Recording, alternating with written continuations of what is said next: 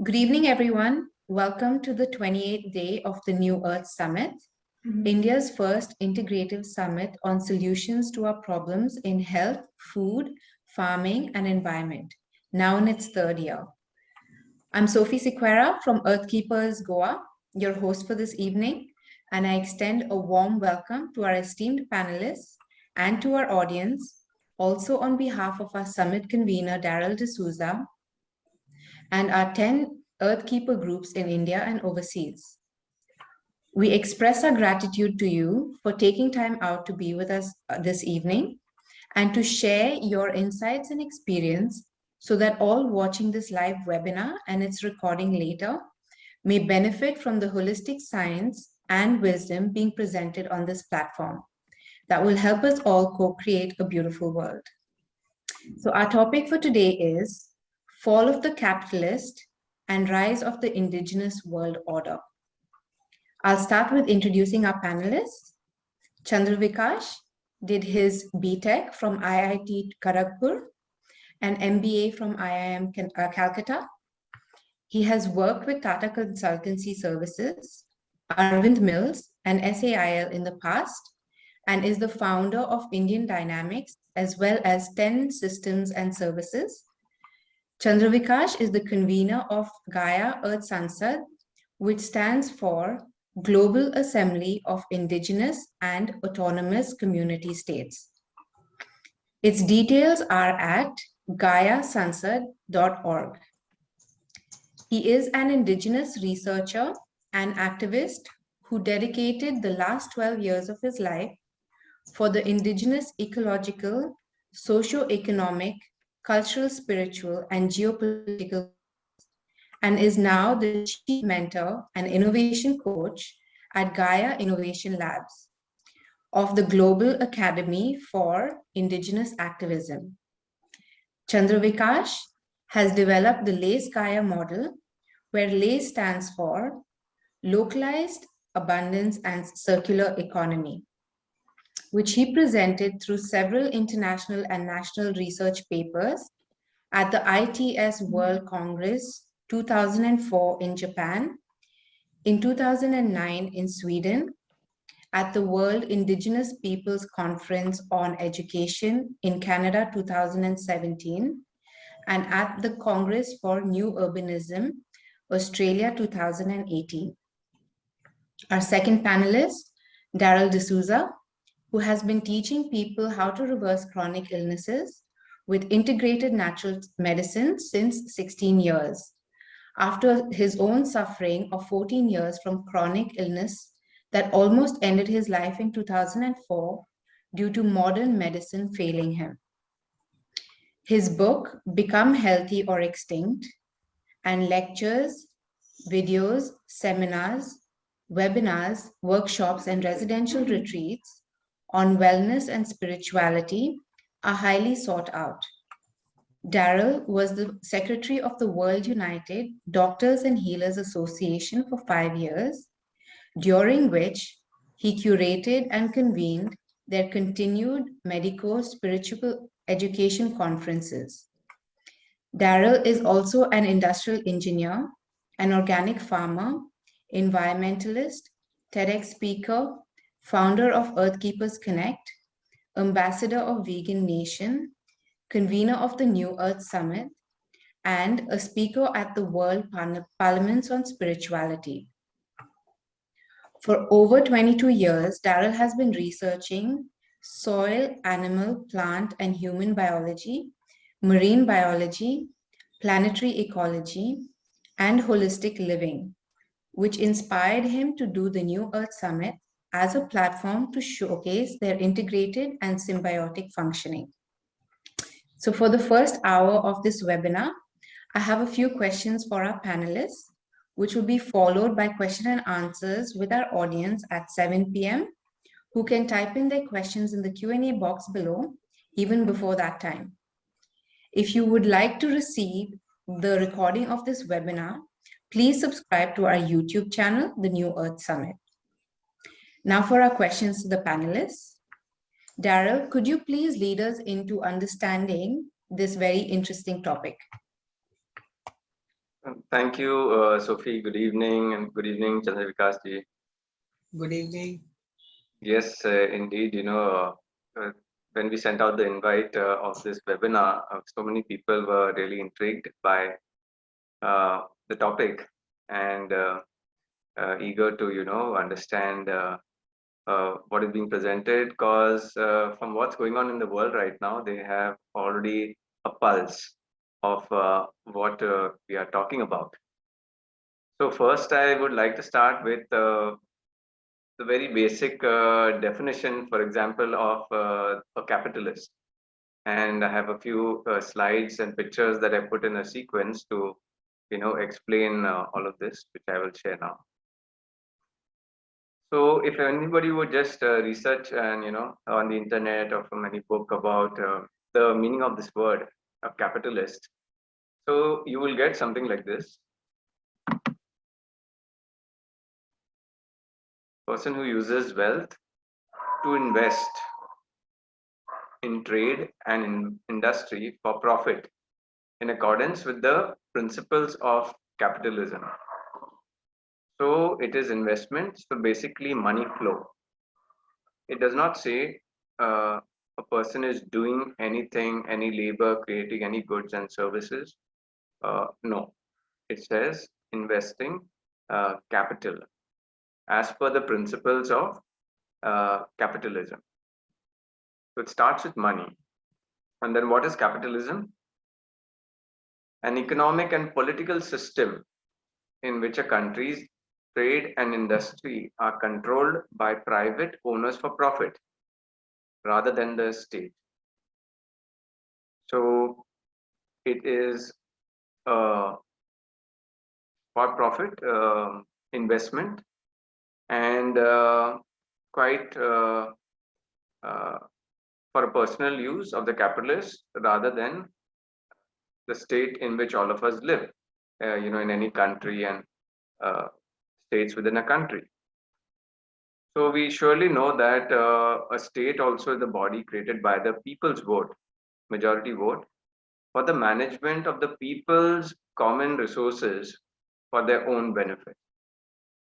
So even by natural law, common law, or universal law, it is understood that resources of a land, whether it's the soil, whether it's the trees, whether it's the water, anything that's from there, or minerals under the ground, they are all common resources. And people elect their representatives, that is, some people who they trust to manage their resources.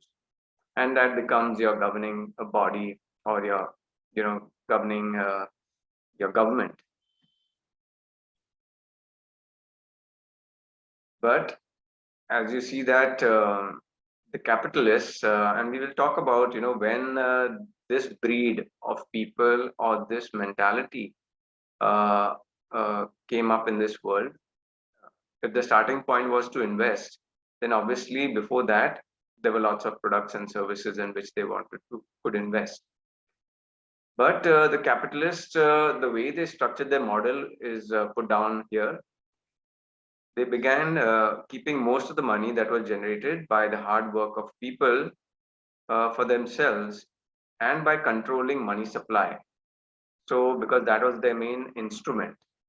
And they ended up building a pyramid of haves and have nots in which they kept the state actors well. That means our elected representatives wealth much lower than theirs, so that our representatives could be bought out anytime to implement and serve the model, financial flow model developed by the capitalists. And it's the word unfair is there because it put people to work, and of all their sweat and toil and everything that they did, um, it kept the majority profits for itself.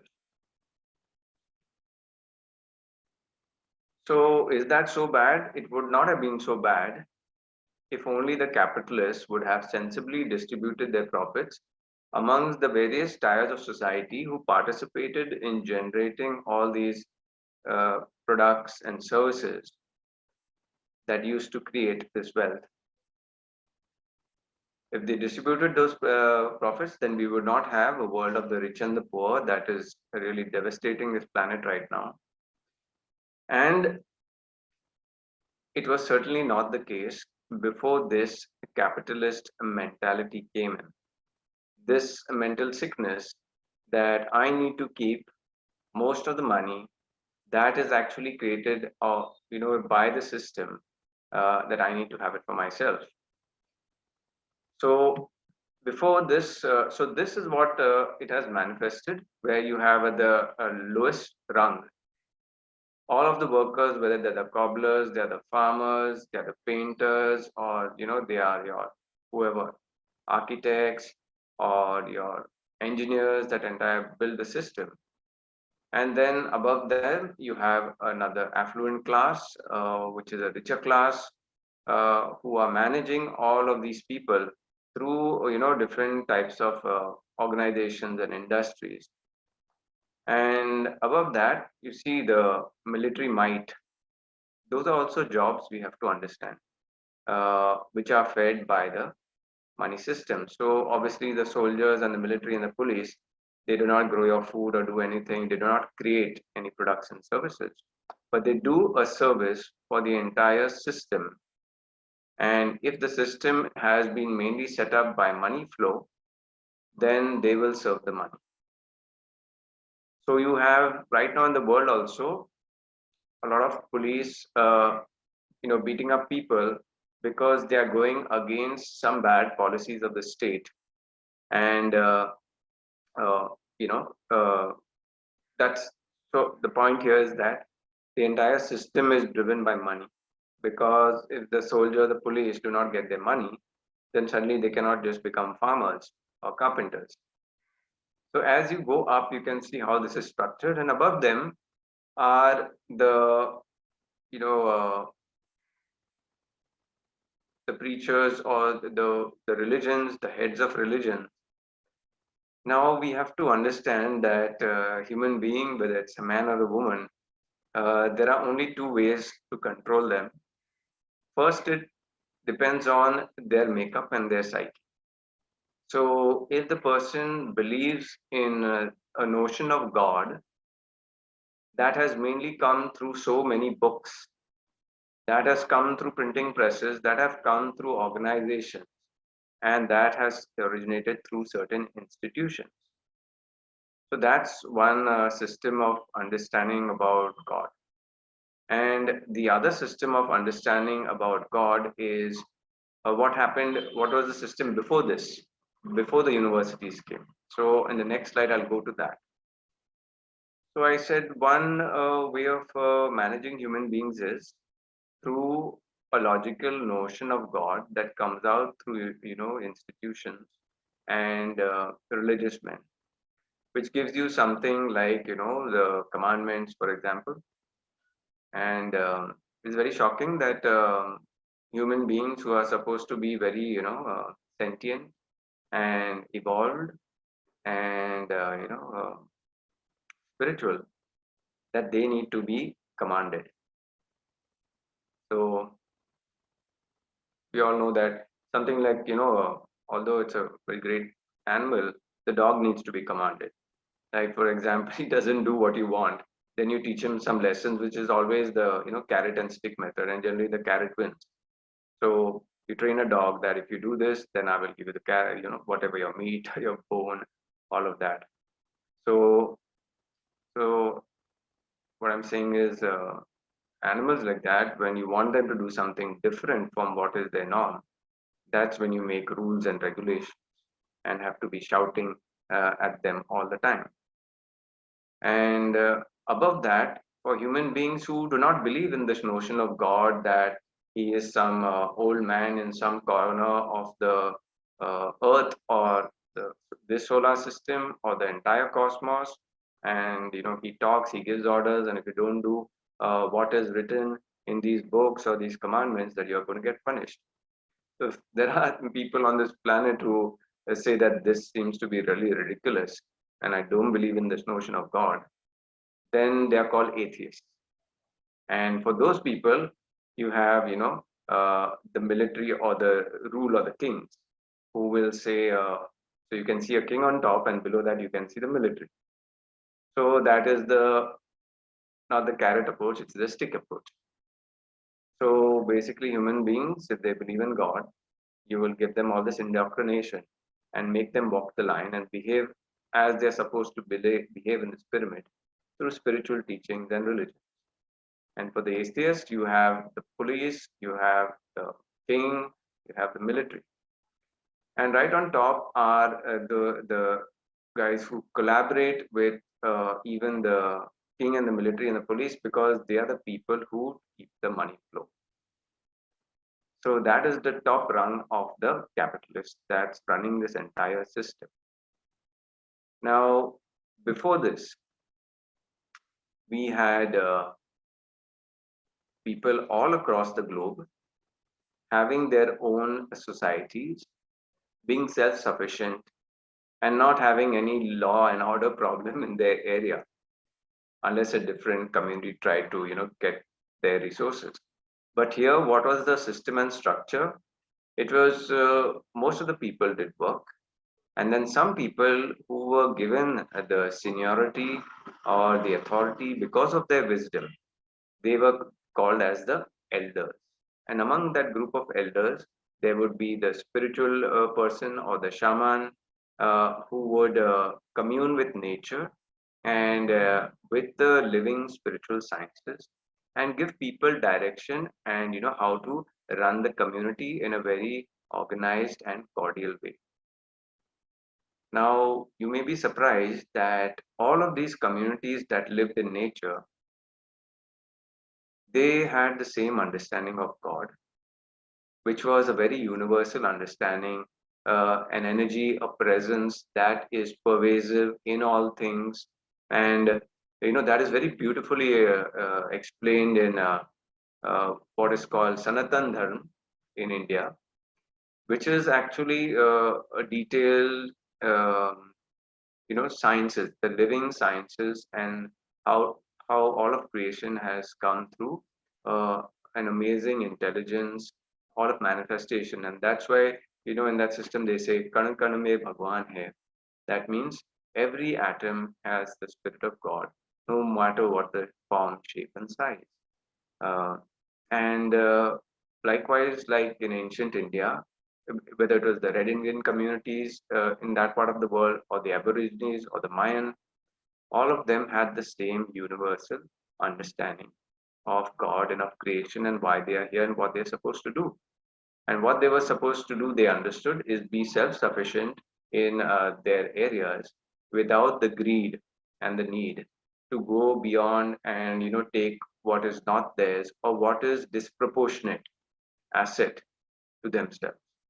So all these communities were knew that this part of the land that we live in, it is equally shared and belongs to all of us. We work on it. We create our homes, structures, living, systems and products and services, and we become self-sufficient. And if we can do it in a beautiful way, then we are living, heaven on earth. So this is what it was earlier, till we had some smart people who were the people who noticed that there are these self-sufficient communities in different places, and that's where they decide to become the investors. That is the capitalist mentality, which is in my first slide. So by way of travel through certain places, or mainly taking goods, they were not making the goods or services, they were just transporting them from one place to another. And so that's how the money system also came in. And then when you wanted the money to be backed by real assets, you would keep some precious metals like gold, because earlier people knew that something before the paper money came in, precious metals and gold or silver were the real exchange, which was common to places across the globe. And then because people, when traveling and shipping their goods and all of that, they may have got plundered on the way. So then some of these capitalists, and everybody knows it, one of the biggest systems was the Rothschild brothers who started the banking system in different, countries, where they started taking people's gold so that they wouldn't get plundered on the way and start giving them this paper money because they were in different locations. So they said that, instead of you carrying gold from your sales, we can exchange it for paper money. And so that's how this thing called paper and the entire banking system and something very fluid could be used. And at that time, the industrial revolution started mainly for growing populations and for this exchange of products and services across different territories. Because this was the main model that these investors wanted to propagate around the globe. Now, these investors or capitalists could have avoided this cross territory trading of goods and products, which necessitated more travel, more vehicles, more petrol, and more crude oil and more minerals extracted from the earth. If they really wanted to help community, they could have stayed in those communities and helped them manage their resources to create necessary products and services and local currency to make the communities self-sufficient. But no, they wanted to sit in lofty mansions and with the use of their fake paper money, which are actually debt notes or IOU notes of this much value for the real product or service you are giving me, which is actually a dubious exchange because you never gave me something in return for my real product or service. Instead, you gave me an IOU note to exchange the same fake promissory note with others. And that's the fake fiat money system of today that's crashing. Now, in the name of innovation, they made these closed laboratories where their chosen people started formulating products for all aspects of life, whether it was food or medicines or utensils or household appliances or utility machines, basically alternate versions of literally all necessities of life, but in unnatural forms, which were made by their machines that the common man could not make in his own locality. And this is how they hijacked most of the manufacturing of goods and services, and all the sales of such things generated huge profits for their manufacturing companies that were spread across territories. Now, the cardinal rule they followed was to make artificial products and not natural products. Because if you make a natural, simple product, then the common man would also make it on his own and not buy it from you. So you would not get money. Now, the second feature of their private for profit research and innovation centers was that they were not open to public scrutiny.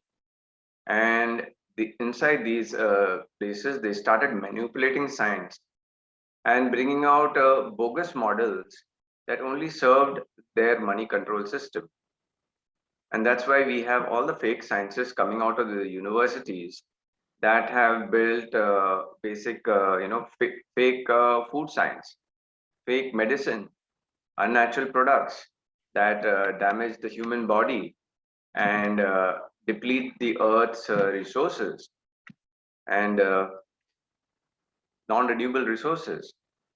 Then also the fake money system, damaging systems of governance such as communism, fake indicators of progress such as GDP, technologies such as 5G and HARP that are propagated as beneficial, but which actually damage the human body and all life on earth as well.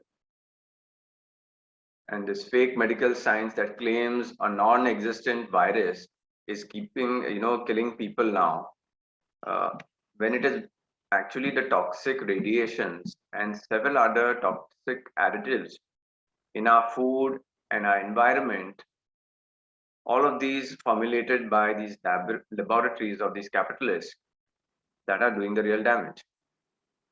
So I request you to please see the Awaken India movement document that's titled The Truth of the Scamdemic.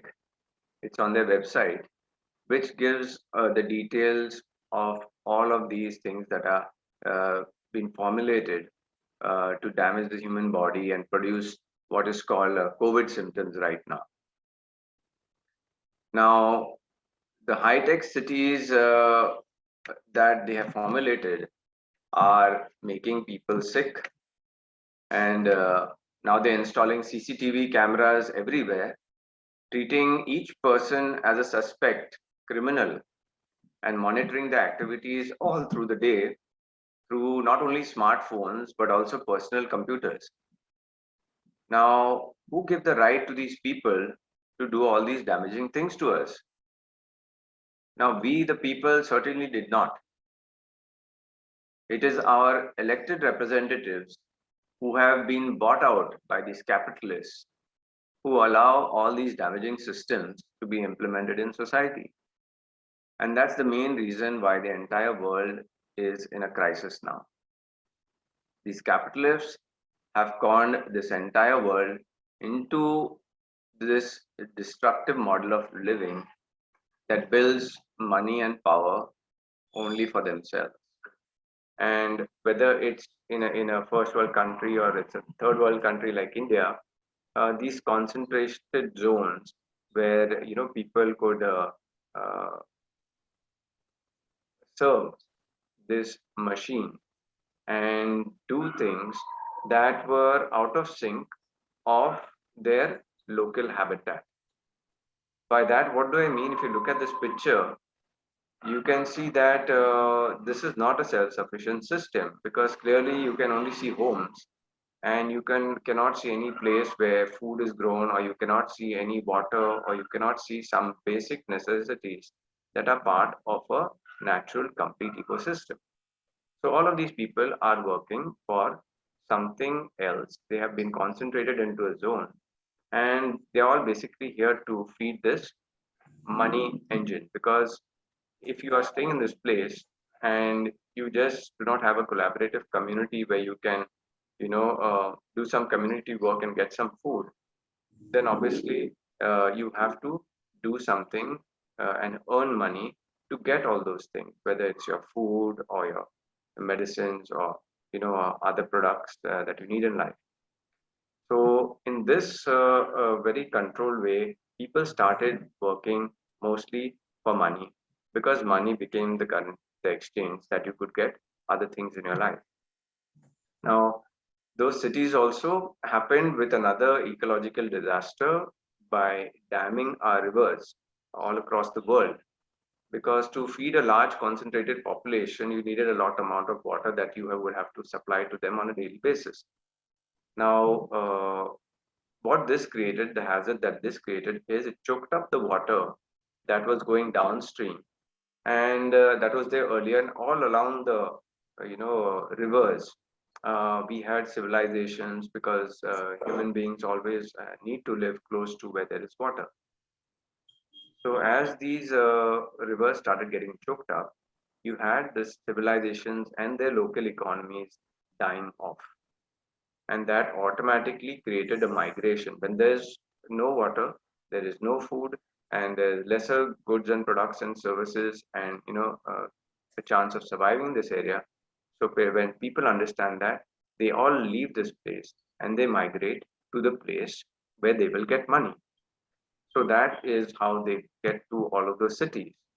And of course, they come to a state where they are experiencing famine and no money. So they go and they migrate to these concentrated zones.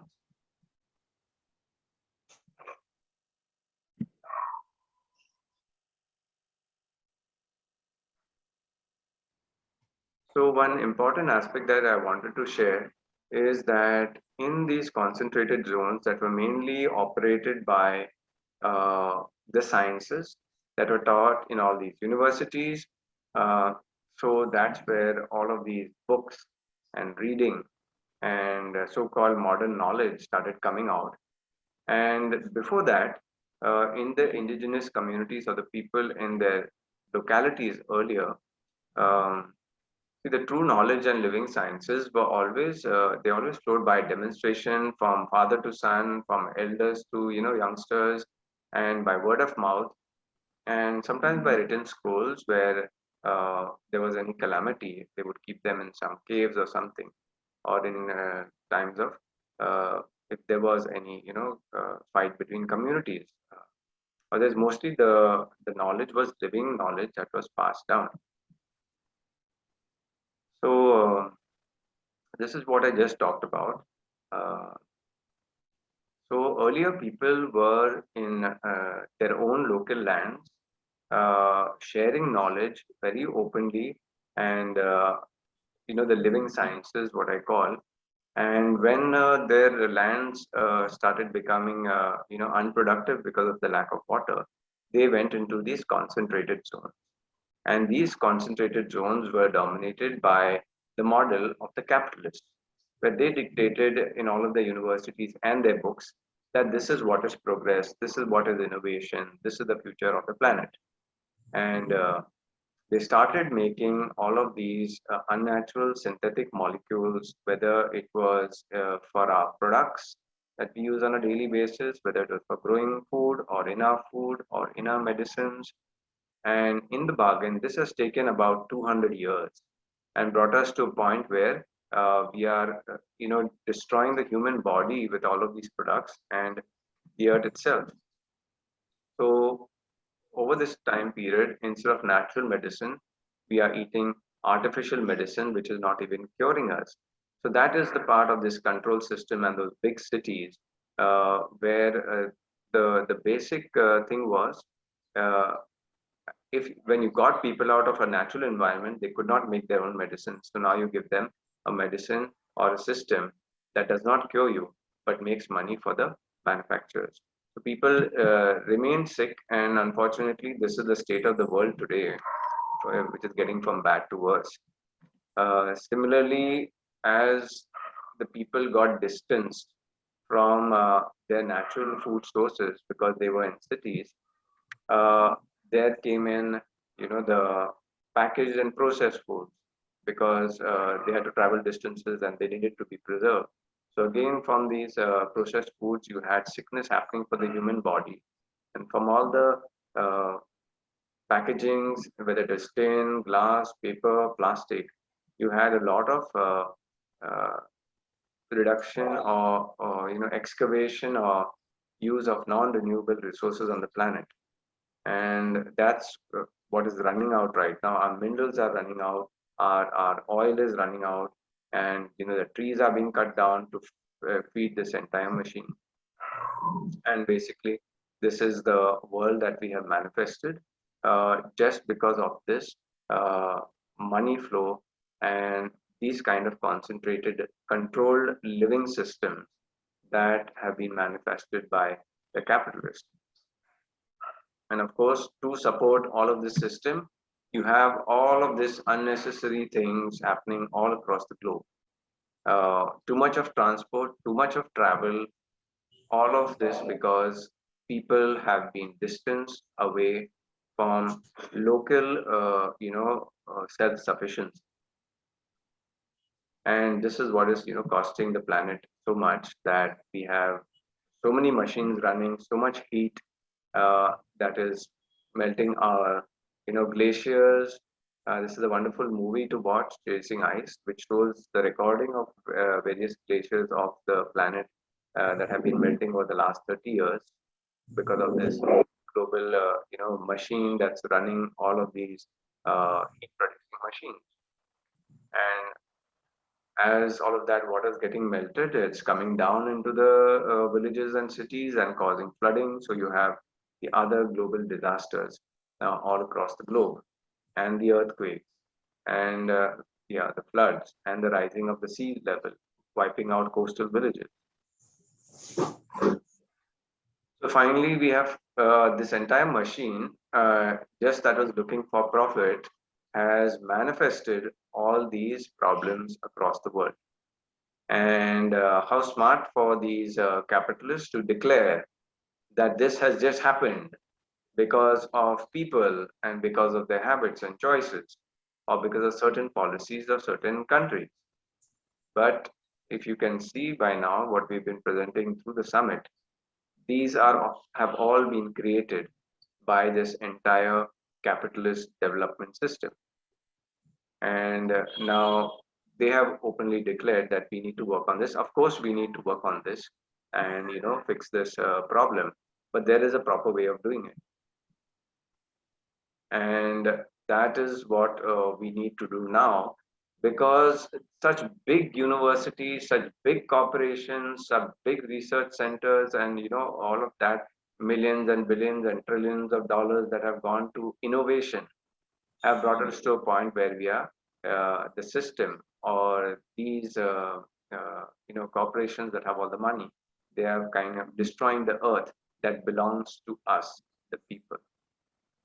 So that's the first question.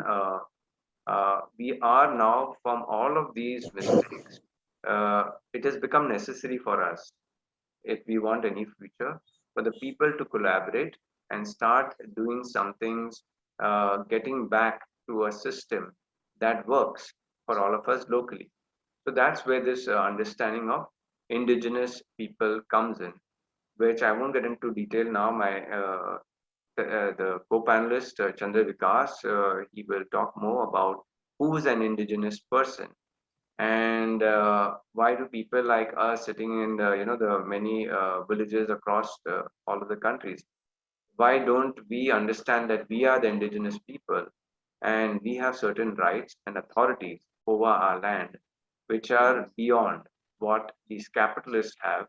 And you know we are the ones, we are the people who need to fix this and not wait for the system or the government, because the government is also being manipulated and controlled by the money system, by the capitalists. So these are the things that we need to do, that is make our own natural habitats once more, and use natural products that do not damage the earth, because enough of the earth has been damaged. So without, the idea is, without using any more non-renewable resources, how do we use natural resources to recreate life and get back to a system where people run uh, their lives.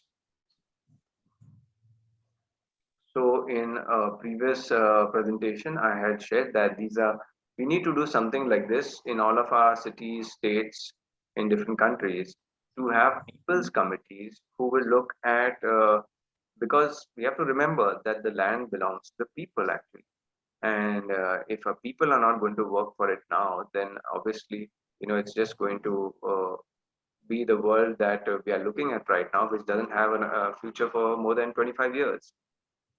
So this is what I urge people to do: make all of these committees, and watch the recordings of the New Earth Summit to understand what are the activities and why these committees need to be formed.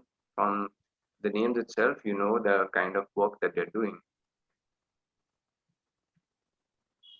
And I had earlier also presented this eco village. That means all of us are free to design the kind of community and the kind of space. Whether you can see over there in the one model that I designed for 5 kilometers by 5 kilometers, which is 25 square kilometers, or 6,177 acres.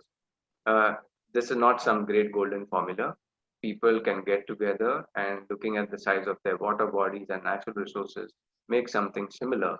But the existing system, is so corrupted that you need to at least have a good design to make things in the way that really works for people, for their health, and for the planet. And this is not something new. There are about over 50 such ecologically sensitive and working towards complete self-sufficiency communities across this planet. So there are brilliant people who have already understood uh, this global machine that has been destroying most of the living spaces on the planet, and they've chosen to go into certain places and make it in a holistic way for themselves. So whether it's a group of 50 people or 100 people or 200 people, this can happen. And whatever model and format is chosen, to have all the aspects of living incorporated in your community, so that you're self-sufficient and you do not need to devise this new reason why you need to go to other lands and other places and take their resources and do all of the capitalist mentality of moving money. And basically it is when you allow a system, an existing system to uh, collapse by taking out their natural resources and taking it to another place, then the existing system collapse and it goes into poverty. So this is what we should not do. We should understand what is asset based community development. And obviously people will stay in zones that are habitable, that have water bodies, and that can be self sustaining. So I'm not against the word capital and this idea, but so I call it the reformed capitalist. Just if one thing could change, that is within your community, however big it is, whether it's 25 square kilometers or 50 square kilometers or 100 square kilometers, if you all get together and a capitalist at the very basic design is somebody who provides investment. So even over here in Goa, if we wanted to send up 10 wellness centers, we just need one person who has got certain money and they can invest in that, and through a proper agreement and a barter, uh, they can get a certain share of profits that are ethical, that the whole community considers as ethical. So there can be so many investors, but you do not need to have this multi-tier investing system that is basically that pyramid of money control that I shown in the first slide.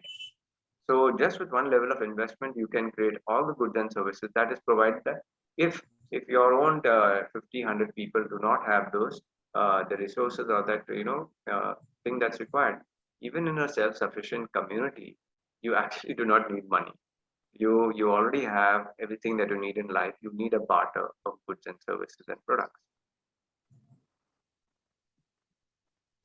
So here's one key thing that I have saying is that when you here's a red flag.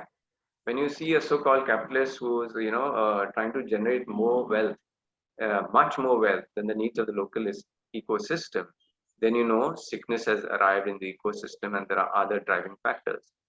Of course, even in your ecosystem, making a little more money is always with respect to not something infinite, but with respect to what else does this community need to expand or to become more complete in its life. So there is a limit to it, and not this infinite limit of amassing more and more and more wealth and building transnational corporations that ultimately become political machines, and through them all sorts of race wars and resource wars and other culture wars happen. So whether your design, there are many designs, and this is of what is the design of Auroville in India, or you know even if it's any other community across the world. We need to mainly have communities that are built on natural resources and with local uh, circular economy and local money systems to be self-sufficient. And that's when you can have again your food, your health back in your hands. That's when you can have your entire medicine system back in your hands. So that's the people will always do what's good for their own community, and it's not a business that they're doing for somebody else. uh, and also, if it's a tree based economy, most of the things that you need in your daily life can be made from trees.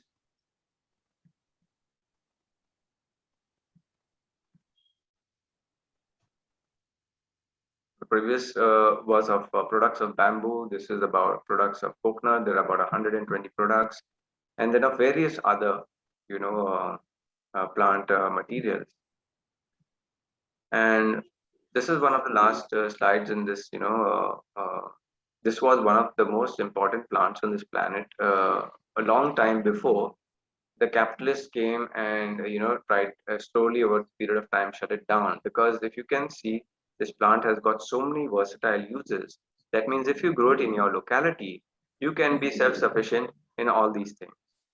Okay, it's used as a fuel. That means you'll have your own fuel, you'll have your own building material, you'll have your own clothes, you'll have your own health. And this is one of the greatest medicines on this planet when it's used in a medicinal form. And it has the capacity to teach people the deep lessons and psychology of plants.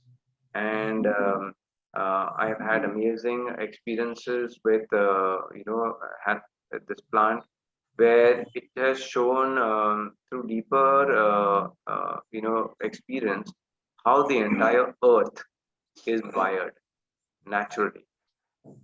So when you understand how the earth is wired naturally, you come into the domain of permaculture and living ecosystems, and how to design these self-sufficient systems.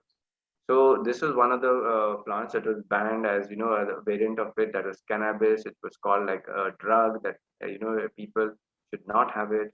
Whereas this is a plant that actually awakened people to the plant kingdom and showed them what are all the things that you can do with plants and how plant creates our life. I mean our life by giving us food every day, how they create our medicine, how they are instrumental in creating our creative facilities, and they even are firing our hormones and creating like hormone that's so many hormones that are created in the human body. Of course, they will all come from food. But this things like these need to be revived back in local communities if you want self-sufficiency and you want deeper intelligence to flow.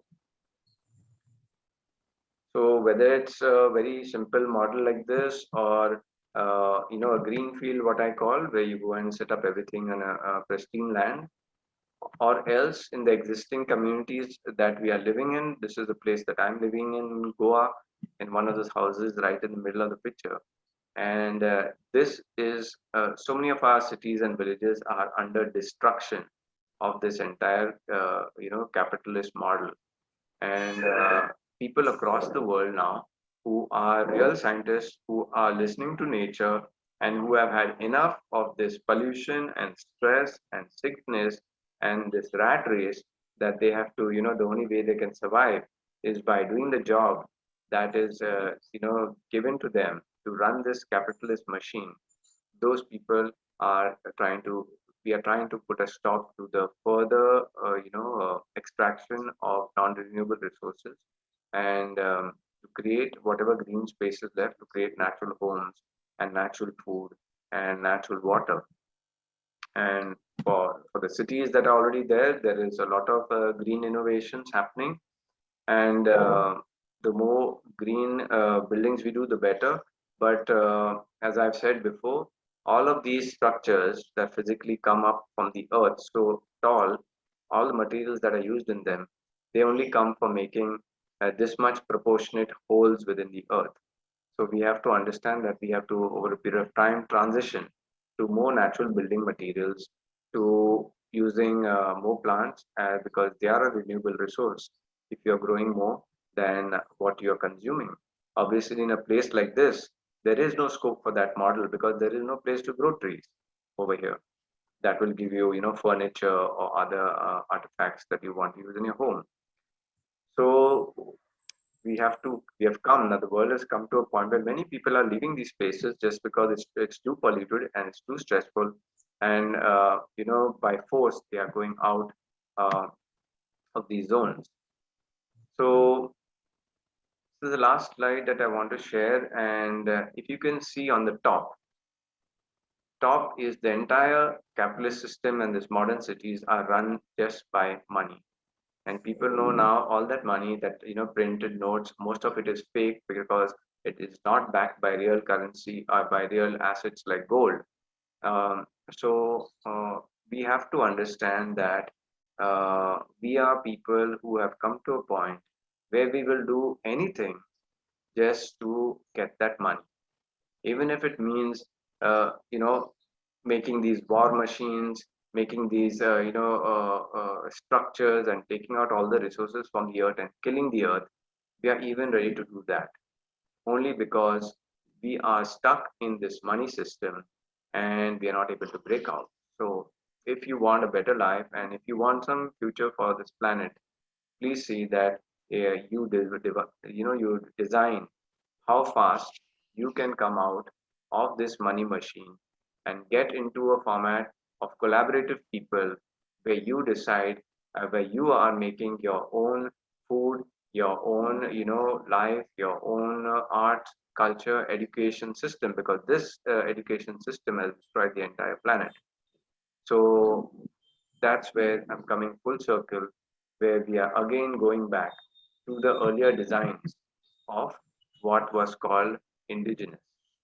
And that's where I will end and hand over to our next panelist, who will give us very good insights into this word indigenous and where we are standing right now, and what are our rights that are more important than the laws that this system has made, which are obviously destroying the planet. So it's time for them to end those kind of systems. Thank you. Thank you for that very relevant outlook, Darryl. So if I can pose the same question to Chandra Vikash ji, could you please elaborate and further on the topic and present your perspective? Yeah, thank you, Sophie. Thank you, Darryl, so much for the drill down on how the capitalist modus operandi has not just got us stuck; it has actually trapped us into the money machine. And however hard we try, from our current conditioning, the analogy that I'd like to put forth is like being caught in a sinking morass. So the more you try to jump out of it, the more you exert your weight and the deeper you sink into the morass. The illusion that they're creating is that the more money you can accumulate, it will get you a better life. It will lead you to greater equality and more sustainability and all the the trickle down theory, and maybe you will be able to create more jobs for more people. So it's not so straightforward, Darryl, that people can by themselves come out of this morass and find a way out. We need to provide a helping hand, like a rope from the top for them to pull out of the morass. So that's what I am going to do in the next section of this session today. The indigenous world order is that kind of a rope which we are offering to people who are drowning, who are sinking deeper into the morass of the capitalist trap. Now, before that, let me also share with you that what's been unfolding in front of our eyes is just like watching a movie. So what happens in a movie? So you have the introduction, the setting of the plot. Then the plot thickens. There are lots of twists and turns, and then you head towards the climax, which is the end game.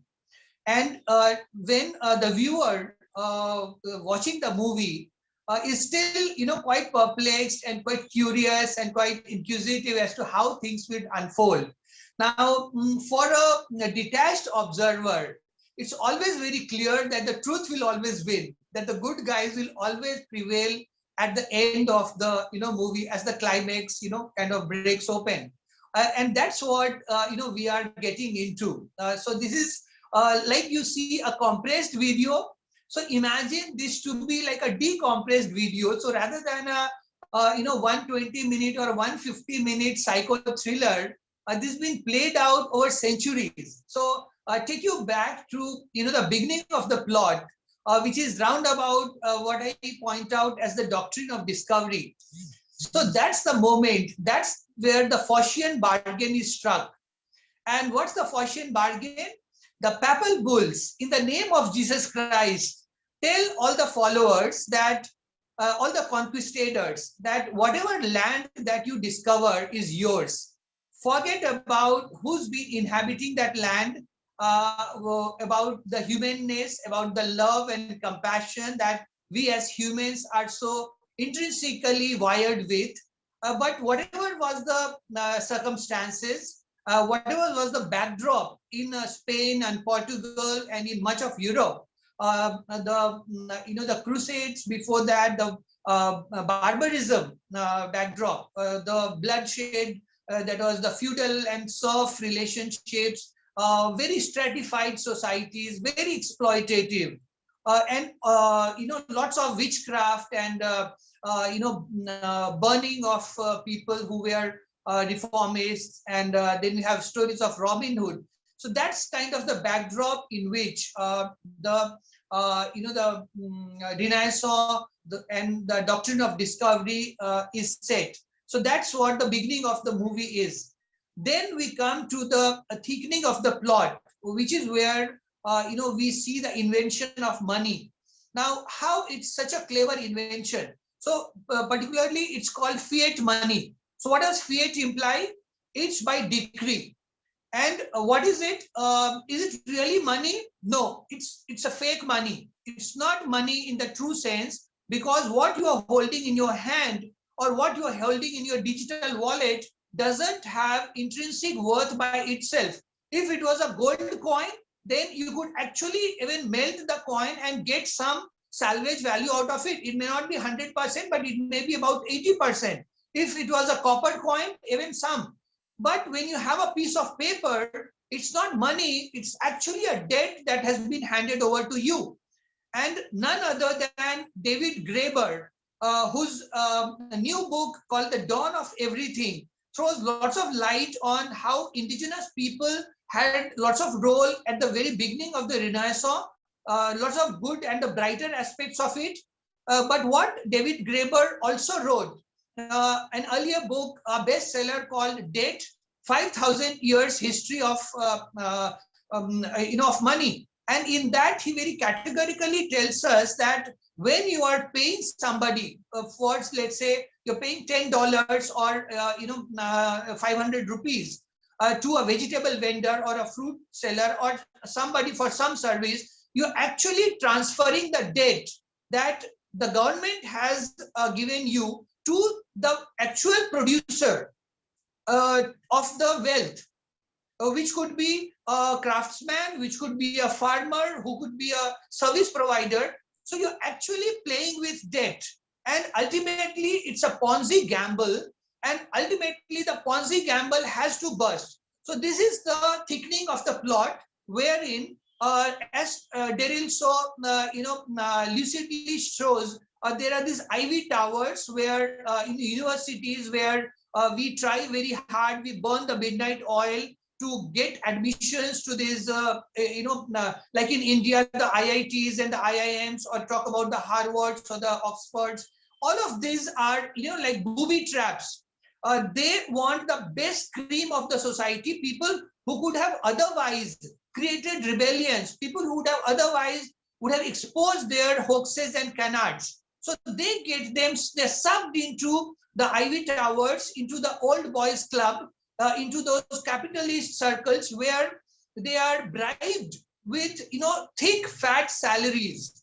And I'm sure, even Darryl did that in earlier part of his life, and so was I. But somewhere, early on, I kind of, I just opened up to the reality, and I realized that I was just, kind of wasting my life. I was certainly having a very comfortable, luxurious life, in Mumbai and Bangalore, and in Gurgaon.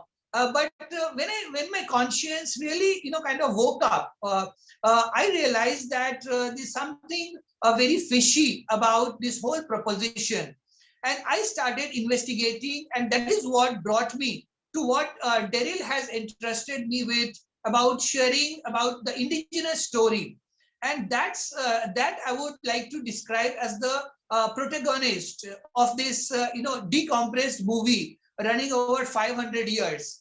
So at the beginning, if you would like to, just visualize, even close your eyes, imagine you were all indigenous, whether you were in Europe or whether you were in America, which is actually a imposed name. The real name of what's called America today is Turtle Islands.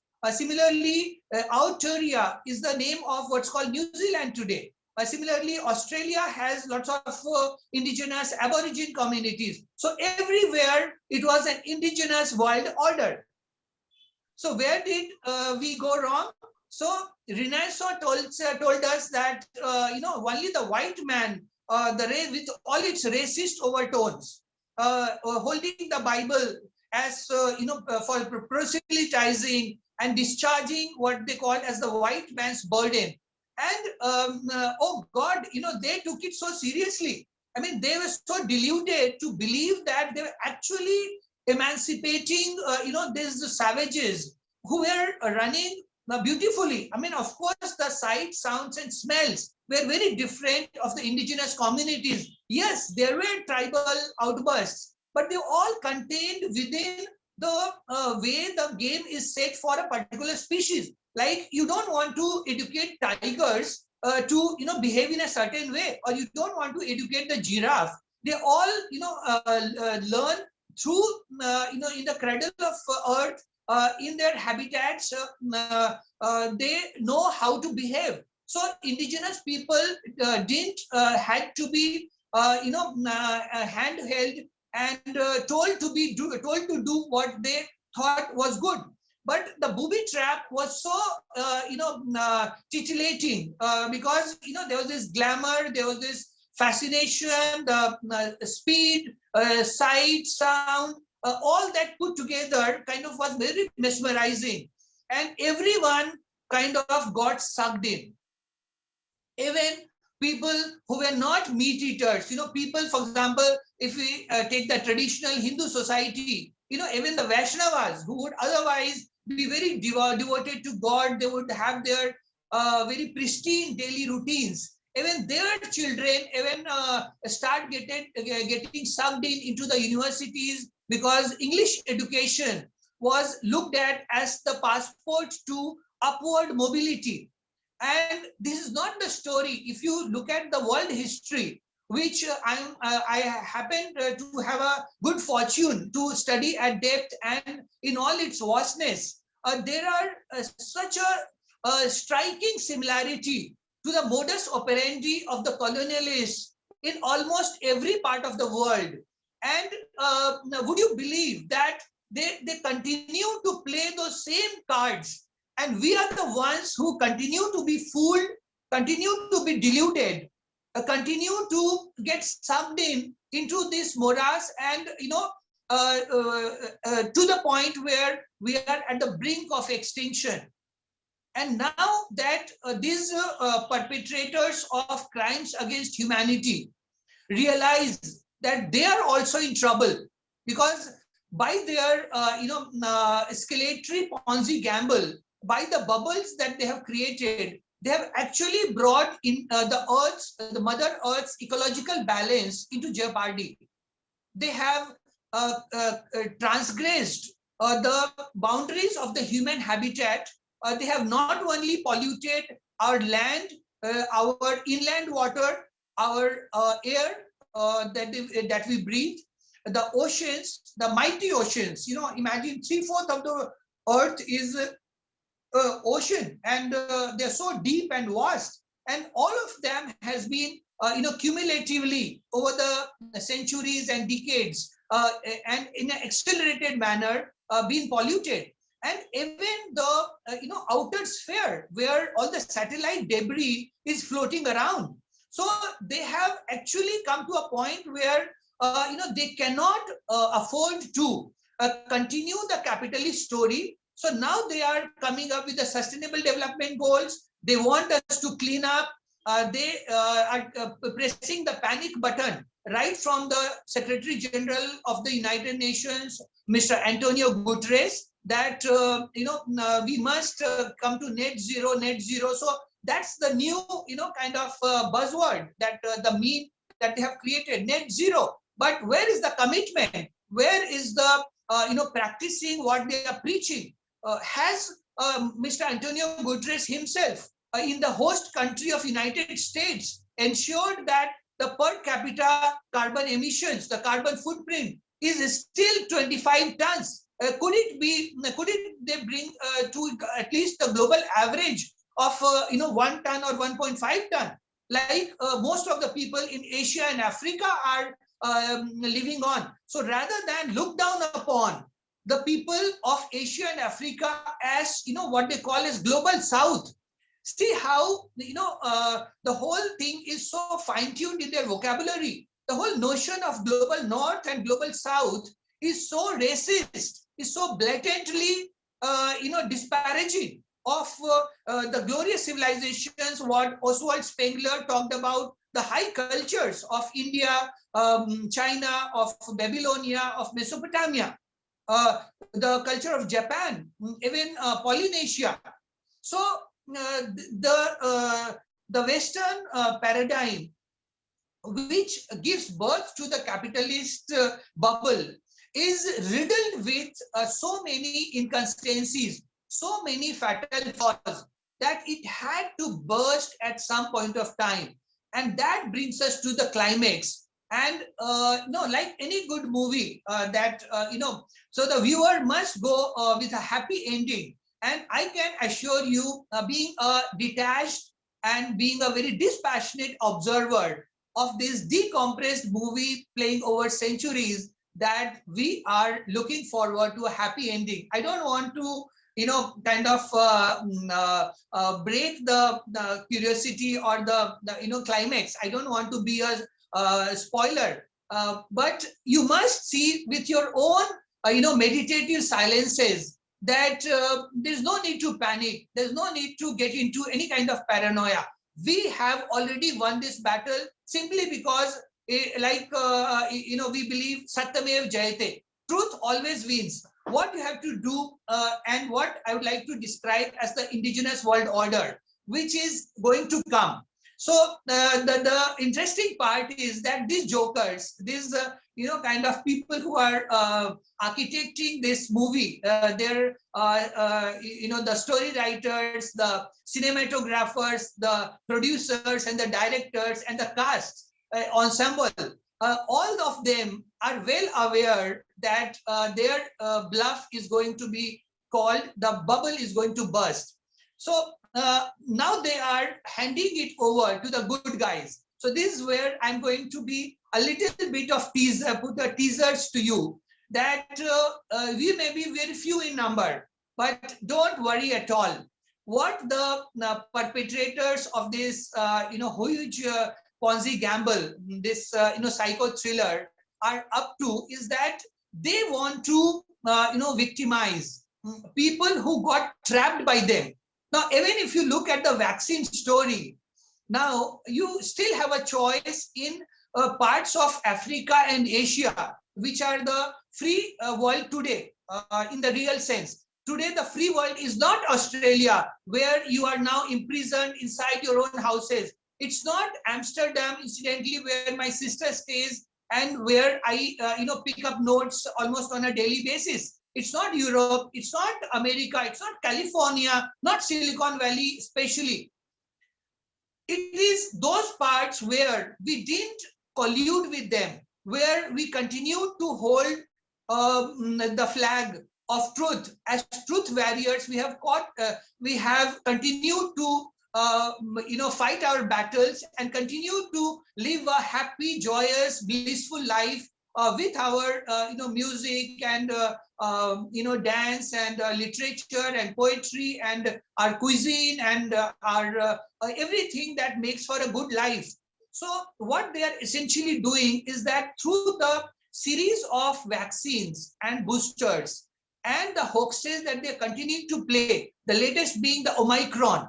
Now, Omicron, as somebody told me, is a play of letters on the word moronic. So basically, they are targeting the morons. They are targeting the zombies.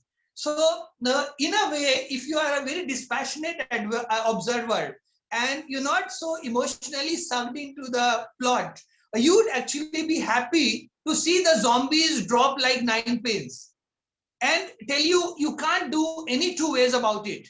Today, the mass psychosis is so deeply entrenched that even if you tell people not to take the vaccines or not to take the booster shots, they will not listen to you. Instead, if you tell them that, okay, boss, go ahead, take it, probably some of them may survive.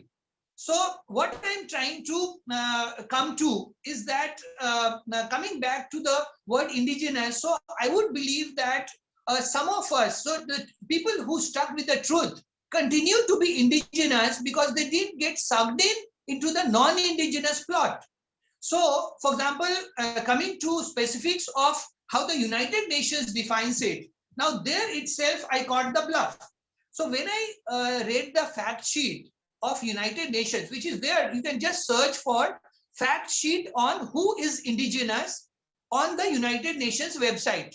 You will come to a page which I also showed in the last presentation, but this time I wanted to leave more time for interaction. So I'll quickly wind up and not tell you the climax. I've just given you enough teasers. So in that, it says that it's a self declaration that you are free to call yourself indigenous or as non-indigenous. But then they do a tweak. They say that according to them, only 370 million people out of a whopping 7.8 billion people, that's not even 0.5%, is indigenous. So according to them, only those people are indigenous who are living in remote forests, in some mountainscapes, somewhere deep in the some river basin, some remote island, and people who have not who have survived the butchering in those places, like in Canada, like in Australia or New Zealand. So most of these 370 million people, according to them, are not in the populous parts of Asia, in India or China, where we continue to hold our fort, or in Africa, where much of the population really is. So that's the first bluff that they are calling. The second is that they, together with indigenous activists from all over the world, an excellent declaration was unanimously signed by all the countries.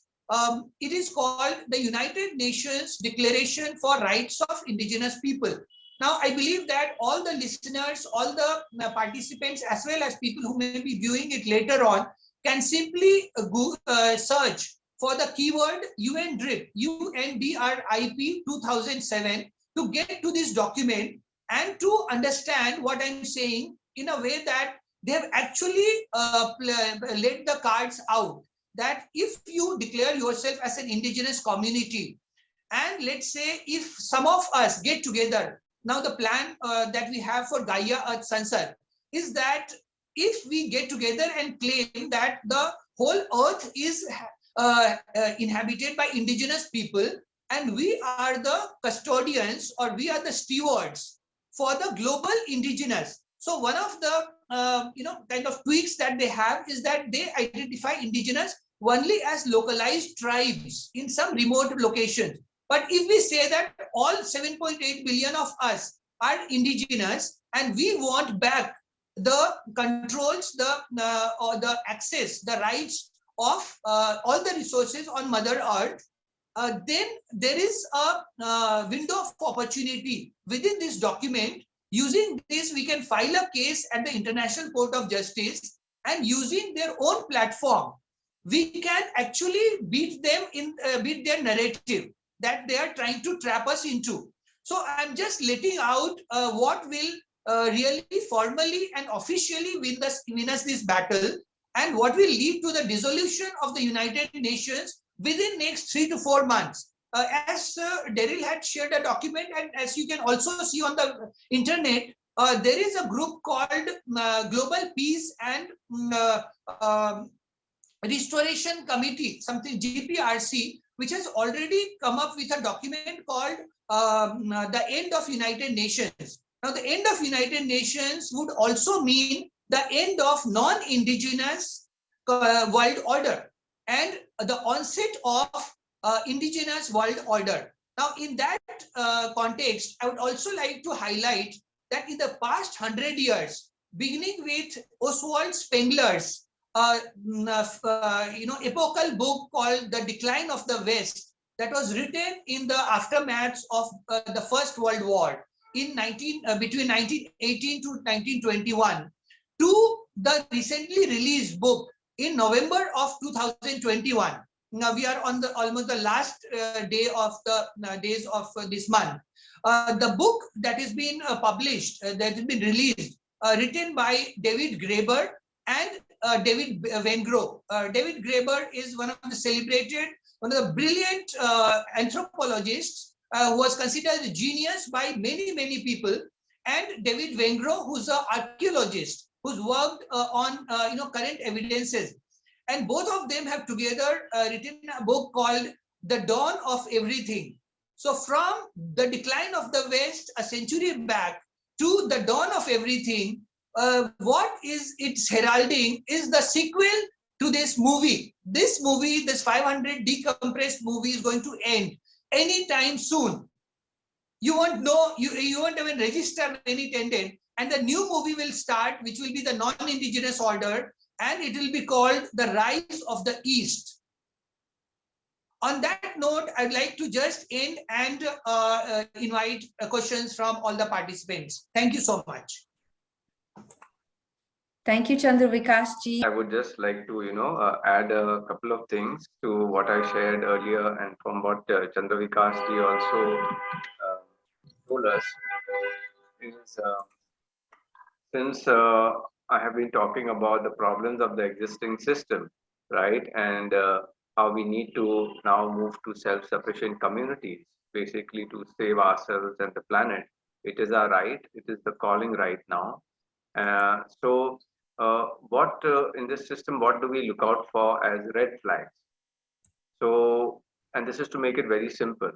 So the thing is that wherever you are, any product that is causing damage to the health of human beings, we need to know that we have to stop using that product, get out of that, and look at the system that is creating those products. So that is part of the money making machine, because it's not working for the health of human beings. And we do not want such things, neither to participate in them right now, nor for them to exist on this planet anymore. Now, the thing is, if you and more people stop buying those products and services, they will die their own death. So that's the first key.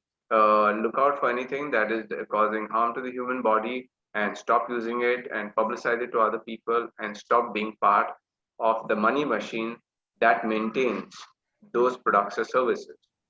Now, the second is that any business or model that depletes non-renewable resources of the planet. Two reasons why you should not be part of that business model, or not even work for those companies if you think that about ethics or about karma. You need to leave those kind of organizations and come to more ethical organizations. And so I said any business or model that depletes non-renewable resources of the planet. Firstly, because things are already getting over and there's not much left on this planet to take out that is non-renewable, and we only have another 15, 20 or 25 years. So it is an emergency and we have to act on it right now. And the next is that any product or services that damages the environment of this planet, because we are in a environmental crisis also right now. And the thing is that people will bring up questions that, oh, it is so difficult to do this. How will I leave this company? How will I go to another company? Just be aware that you're just shifting gears from one part of that money making damaging system to another part of it.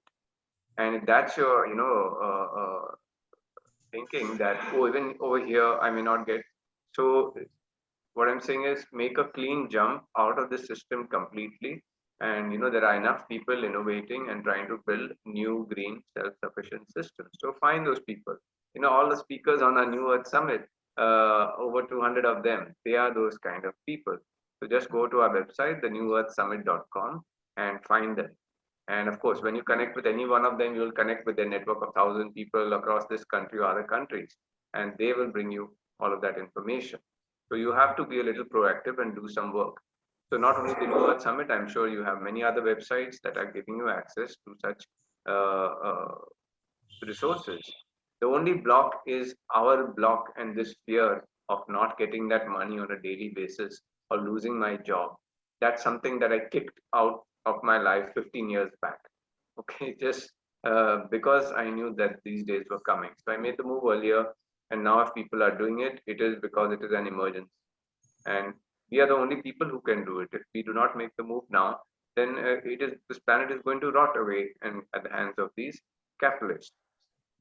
Now, also one more thing is any model that talks so highly about foreign development investment, FDI. This is what was going on in this country since the last 10 years. Right from the time I could hear that, I mean, I was busy with my own work and not at the level of government or office to take care of it. But I knew one thing very simply is that, first of all, the impression is given to a country or a state that you do not have enough money, you do not have enough business, enough commerce, enough products and services to support yourself. So, hey, we are going to get money from outside. Let us do this foreign direct investment. Let people from outside come invest and create business and jobs and services. The first thing is that so many of those companies, when they come in, they take your local resources and it is pumped out of your country. So, what was yours permanently from generation to generation, you are losing. The second thing is that, like I mentioned earlier, the people, the land, the resources, it belongs to us. We have appointed our representatives or our governors or our, MLAs and our government to manage those resources for us. Now, there's a vicious cycle that has come into being from that pyramid that I showed you in the first slide. Because of this money created by the capitalists who are on top of the pyramid, they are even able to manipulate our governors and people who are managing our government. So, what is the first, step of that cycle? Is that those who come into power, they stop working for the benefit of the people. Why? Because if they were working for the benefit of our people and creating this, what we are trying to do now, because it's not done, creating local self-sufficient communities, enough of jobs, enough of resources, enough of products and services, making life complete in a city, village, or state. That was the job that we gave these people. And now they did not do that job. They just let, it get neglected, and products and services and economy went down.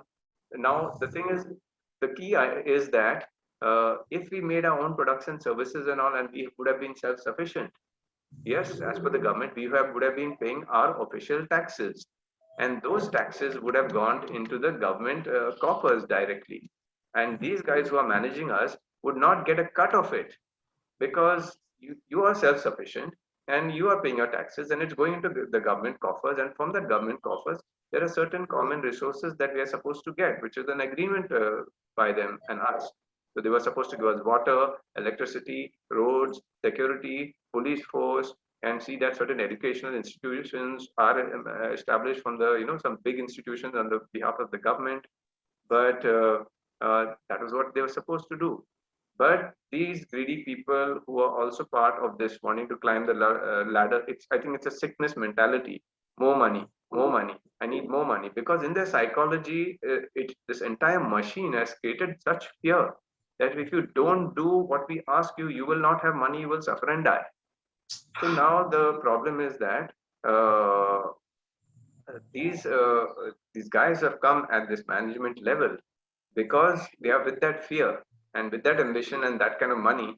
Now the only way they get money is by going under the table, hand in glove with these capitalists. They allow the local economy to fail, and then it is publicized that this state has not enough jobs in this sector, this state does not have these resources. So that's the reason how they get these foreign companies to come into our land, because there's a condition. You see, what they say is, we are the boss, we are the rulers of this land, and if you come in and you want to set up shop and business here, you have to pay me money under the table, and that's the big money that they're looking for. So many contracts across this country and across the world are only happening by our corrupt politicians who take money from these organizations, fill their coffers. They're basically the psychological fear that they don't want to starve and die, and or don't want to go down in the pyramid, where someday they may have to be a farmer or a cobbler or a woodcutter. So there's a lot of psychological play, but the main point is this: that when you see that foreign entities are being invited into your state by your managers of your state to do things which you know you could have done, then you have to understand that there are money cuts happening. And this is the reason why this is going on across the world in many states. Sorry to interrupt, Darryl. I'd just like to illustrate the same point in a way that, like, FDI actually should have been a no-no from the word go. Like you very so elaborately expanded that the cut that they get, the commission that they get, what make them lucrative for the rulers. Similarly, if you look at the term like ease of doing business, if you were to decrypt Orwellian meaning of it, it would actually read as the ease of screwing you up. The local economy. I think we have a question, and I'll just come to the question about the rise of the non-indigenous world order.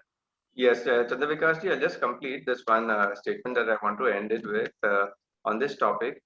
So we have to understand that this foreign investment and all people coming from outside, they are, look at them what they are doing, and if it's a good industry that's really good for your land and not taking away your permanent resources, then that's fine. But most of them will exploit your land, and so all of this model, what it does is it negates your efforts to come on a level playing field of currency. Now, how does that happen? You see, if you are a society that is self-sufficient with goods, products, and services, then you do not need somebody else's money because you're full. So those are the people who their currency and their value in the entire system starts going up because they are self-sufficient.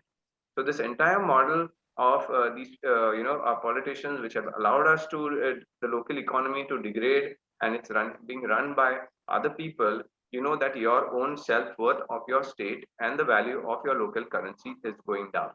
Right. So this is the position most people are in now. And finally, one more point is just like Chandra Vikash ji, spoke about this current Omicron variant of COVID is also another product of this entire capitalist machine that is trying to shut down people in their local areas, because they have understood this entire COVID scenario is playing out as a big machine, because people have understood that what the capitalists are doing. They've understood the money system is fake, so they are trying to lock down people and not allow people to meet and collaborate and take possession and control of their local systems. Now, so many reports and are there that even this COVID-19 virus till now, it's not scientifically being proven to exist, and even that means even the variants. So all this thing that it exists, isolating some dead matter is fine, but then proving that dead matter can attach itself to you, create the COVID symptoms, make you sick, and then transmit it to others. None of this has been proved anywhere scientifically across the world. It's only coming out of these universities and these test centers managed by these capitalist business machine. So even that is part of the entire control system. And there's no pandemic happening in any of the jungles from where this supposed viruses are supposed to exist. So I'm saying again, life is wonderful, life is beautiful, going on well in the jungles, but only where this capitalist system exists. There are, non-existent viruses that are trying to kill us, and this entire machine is run by what we have known now as the fake mainstream media, which already so many people are making presentations and videos and have shown the connections that they are all connected to this capitalist system and the money flow. So it is what is creating this unreal world of a matrix, which has gone to its highest level now in control, because they have realized that the people in their local places have understood that all of this is a bluff, and they want to take control of their lives, their services, their resources. And that's what we have to understand. We are all the indigenous people, and we have to get our life back, and we have to do whatever we have to do, and it has to happen in a good way. So that's why I was talking about the committees. Get more brains and more, people who have the capacity to build these new systems once again. Yeah. Darryl, thank you so much. Now I'll come to the point of what led to the rise of the non-indigenous world order. So I'd like to primarily pinpoint, at the level of deeper simplicity, to two things. Number one was the industrial revolution. Now, what the industrial revolution essentially did was that it pulled out lots of energy, lots of BTUs from coal and oil, and it transferred that through lots of ingenious mechanisms. Yes, there was phenomenal outburst of innovations and lots of development in science and technology, but fundamentally they were violating the laws of nature. Francis Bacon, who is considered to be the one of the fathers of modern science, now his thinking was that it is not Mother Earth, it is concubine Earth to be raped and plundered, and all the resources were there to be used up. Now, indigenous societies would never venture into rape and plunder of Earth, because they considered her as mother, number one. Number two, all their needs were amply fulfilled by what in in Sanskrit is called as mal and fal. So we have the 5 elements framework. So I'll just briefly kind of illustrate what it essentially means. Is that, let's say we need food, we need water, right? So food comes from the earth element, water comes from the water element. Then we need we have reproductive urges, so sex, so that's fire. Fire is also about beauty, attraction. Then we have the air element, which is about our breath. We breathe in air and we exhale air. And then there are these sounds and the vibrations, which is the Akash Tattva, which is the space layer. So if we map it there, now indigenous people in their cosmology, in their way of life, were so well fine-tuned on not mixing up these 5 elements. So what the Industrial Revolution did was that it burnt up the earth element, or extracted stuff from under the belly of the earth and created lots of energy. That's the Faustian bargain. And it polluted the atmosphere. Now, initially, like, a mother-child relationship. Now, imagine, I'm just bringing it to deeper simplicity. When the child suckles on the breast of a mother, the child only, drinks milk. It doesn't, gnaws into the, sucks blood, or, gnaws into the flesh.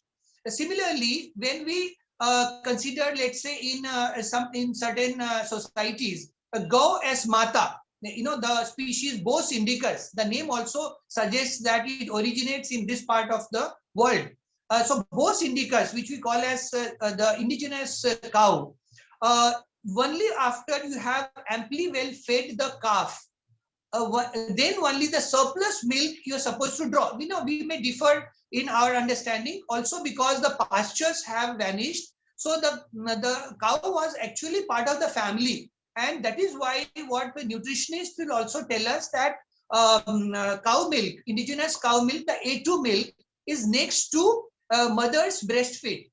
Similarly, our relationship with Mother Earth for the indigenous societies was in such a way that whatever it kind of gives out as milk, what comes naturally to the surface, whether it is some copper, whether it is some iron ore, whether it is some water, whether it is some oil, even some oil kind of oozed towards the surface. Now all that was fit for our consumption, and all that did not lead to ecological imbalances, and now as we are looking at ecological catastrophe, because the industrial revolution violated this principle, and also our shastra, they tell us that whatever is obtained forcefully through rape and plunder of Mother Earth is called amed.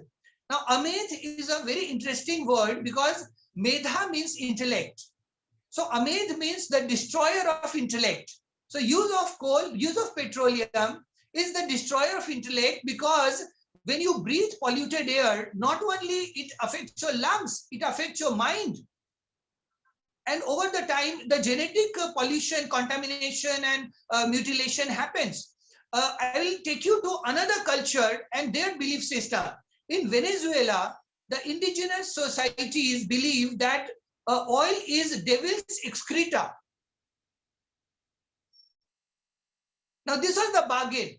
The devil gave them oil, but in return, they surrendered their intellect, they surrendered their humanness, they surrendered the sense of love and compassion for each and everyone, not just fellow human beings, across colors, across race, across gender, but also across species, towards plants and animals, towards our rivers, towards our mountains. So this is the fatal flaw, the original sin of industrial revolution, which was so mesmerizing that even Rabindranath Tagore, and it came to such a point where it was, almost non-negotiable. You couldn't survive if you didn't participate in the industrial revolution. And even Jawaharlal Nehru did that. He called those mega steel plants, one of the steel township that's my hometown, Bokaro Steel City, as modern temples. So they were, kind of celebrated. They were given social sanction, even, emotional and spiritual sanction. So that's the story of 2 generations later. But as they say, this generation, the millennials, the Gen X, and us, the conscientious, awakened people, this is not our father's generation. We cannot carry with the same narratives that governed, that, stimulated their lives, their stories. So we have come to a time where we like Darryl says again and again, stop feeding these monsters, stop buying their products, stop paying for whatever crumbs that they throw at you, whatever fat cat salaries that they throw at you. Don't work from them. En masse resign, bring them to their knees. This is the revolution that we need. And if we don't do it, the non-indigenous world order, in the name of the Great Reset and in the name of the New World Order, will continue to eat you up, continue to cannibalize you. And first the zombies, and once, because the zombies are in such large numbers, then they will come to you. They're not touching you at this moment. The second thing about the non-indigenous world order that I'd like to highlight is that, like Darryl, you said about money, about how the hierarchy, is so exploitative. But fundamentally, at the level of deeper simplicity, it's not money. I'd like to reiterate again and again, it's not money, it's debt. And the moment we understand that we are only, and even the currency says it's the bearer bears the responsibility to pay you certain amount. So it's actually a bearer's note.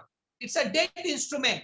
So you are only incurring more sins, more bad karmas by passing on the debt to producers, to the real producers, and by the weight of the exploitative machinery.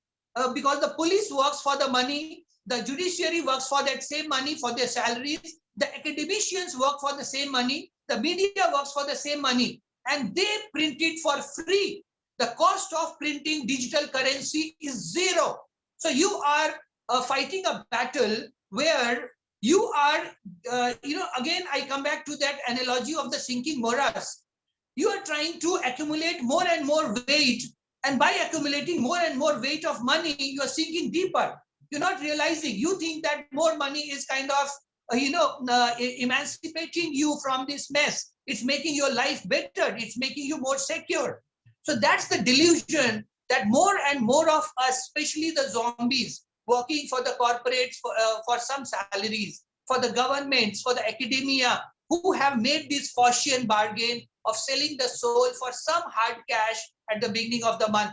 Stop doing that. Turn into a primary producer. Turn into a teacher, into a healer, into revolutionaries. Become activists. Don't stay as mute spectators. Don't stay as pacifists, as fence sitters. Stop committing this crime against humanity and colluding with the perpetrators.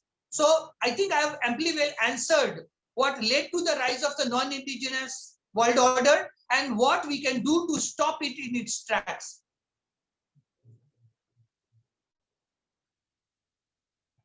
Important what you shared with us.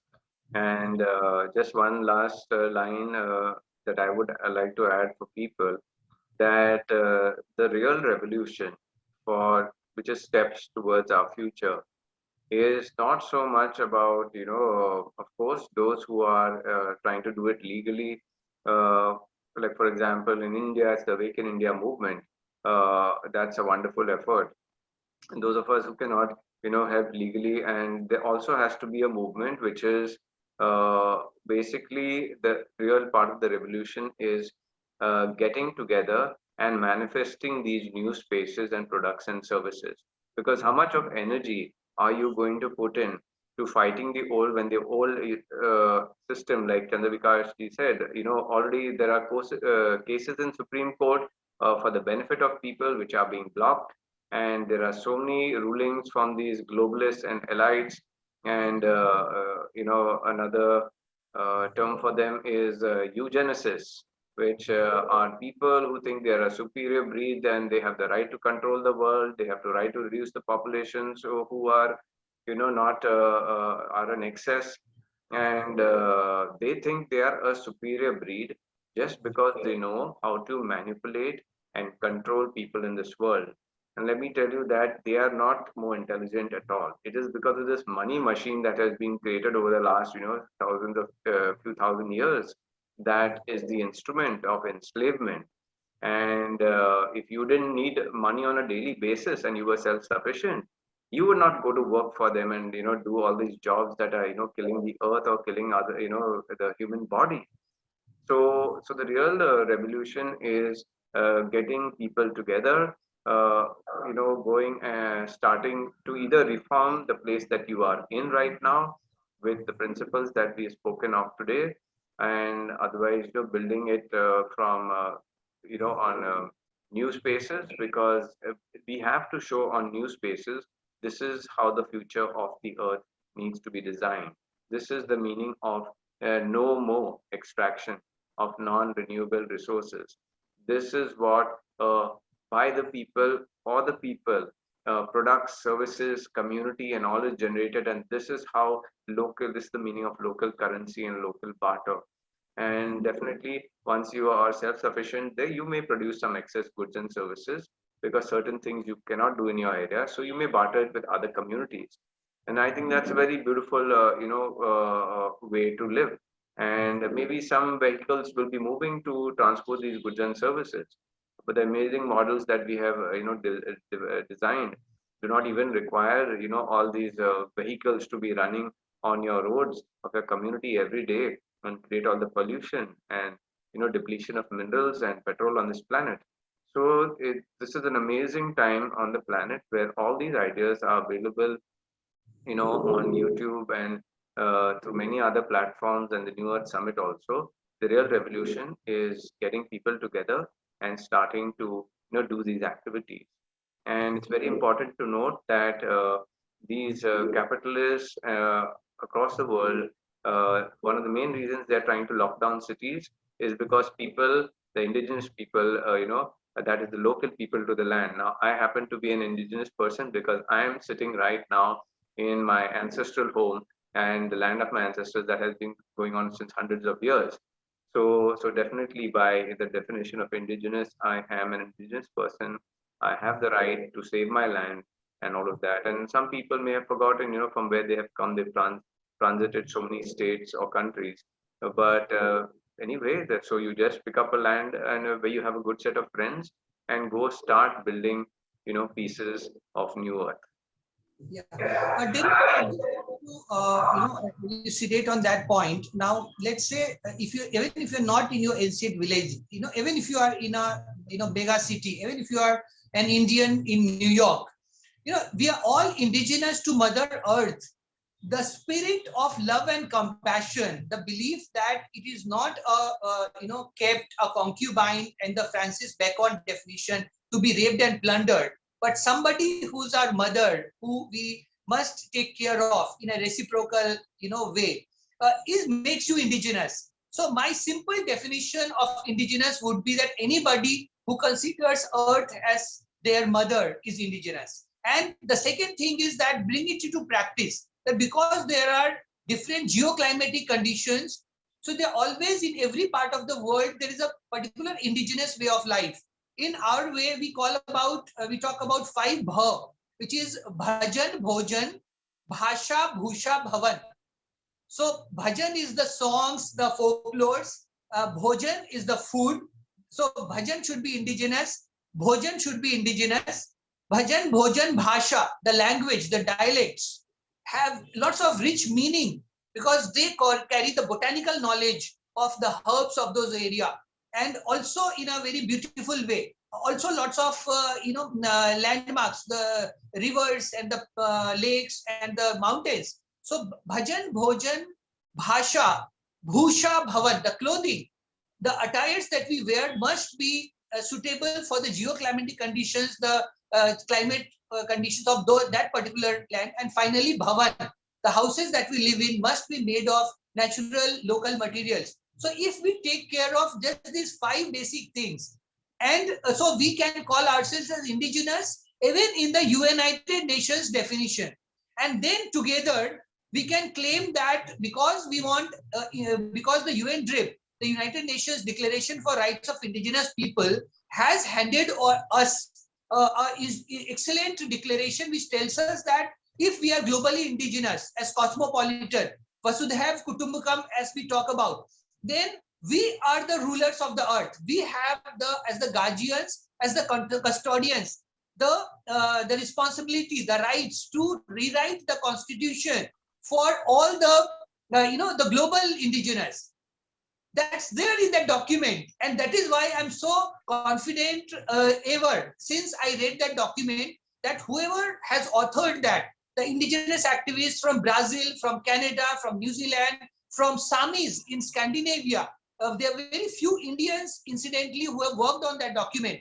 But that's an excellent document, and I would, for all the 17 participants right now, as well as anybody who's watching this session later on, please go through the United Nations Declaration for Rights of Indigenous People, unanimously passed by all the countries in the year 2007.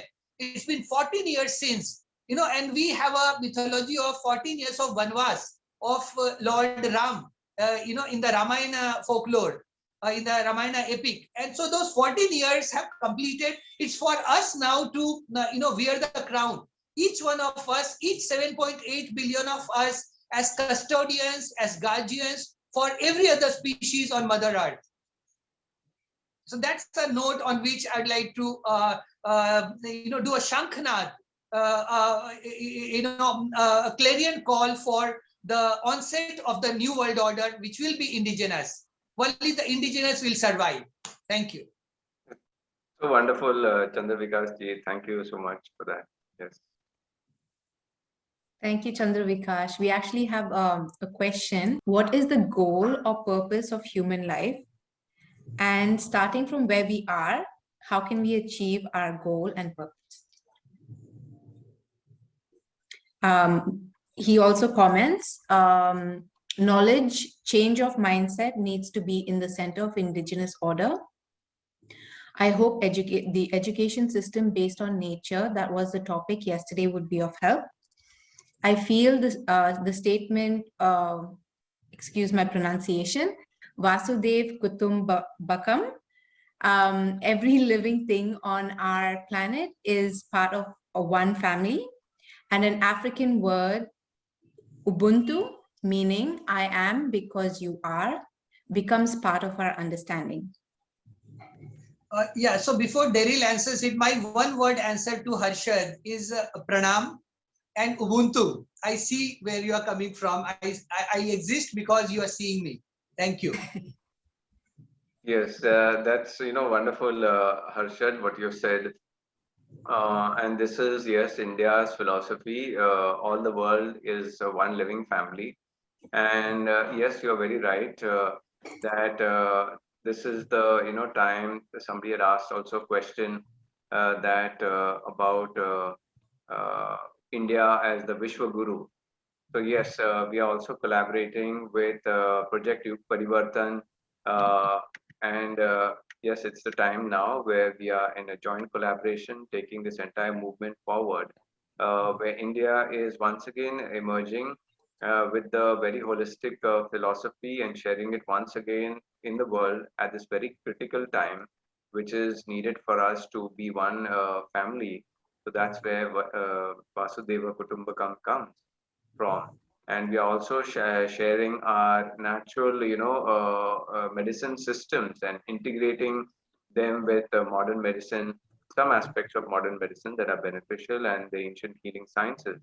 And that's what I presented on the BRICS nations, that is Brazil, Russia, India, China, and South Africa have made a wonderful alliance to take forward an integrated healthcare system to take care of the crisis on the planet right now.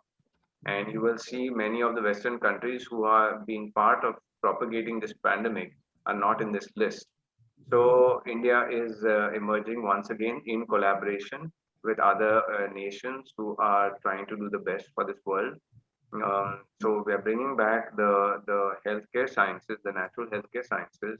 We are bringing back universal, the idea of universal governing system through Vishwadeva Kutumbakam and a collaboration on that ground.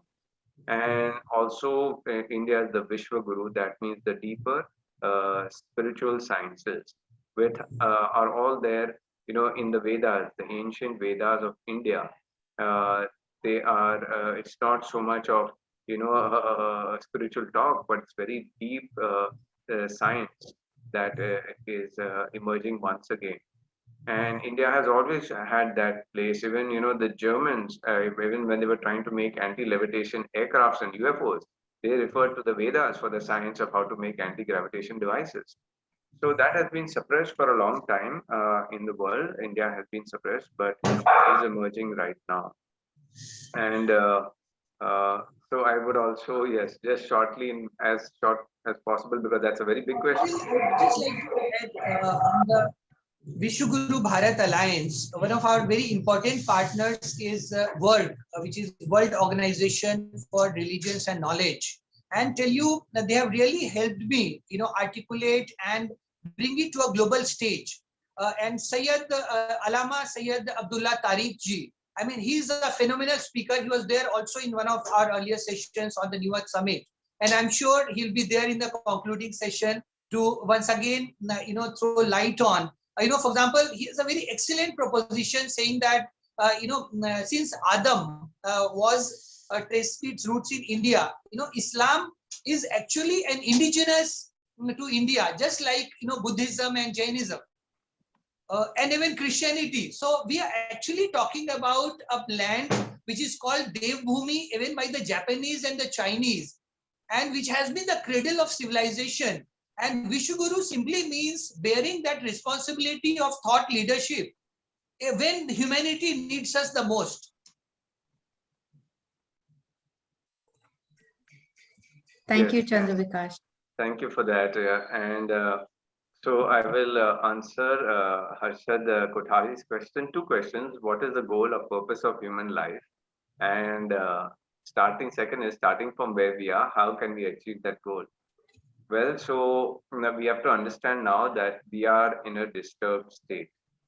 And so if we were not in a disturbed state, you see, if all these, if the last 200 years of these capitalists had not, that tragedy had not happened to this planet, we would all be indigenous people having our local self-sufficiency resources and harmonic lives in tune with our natural resources.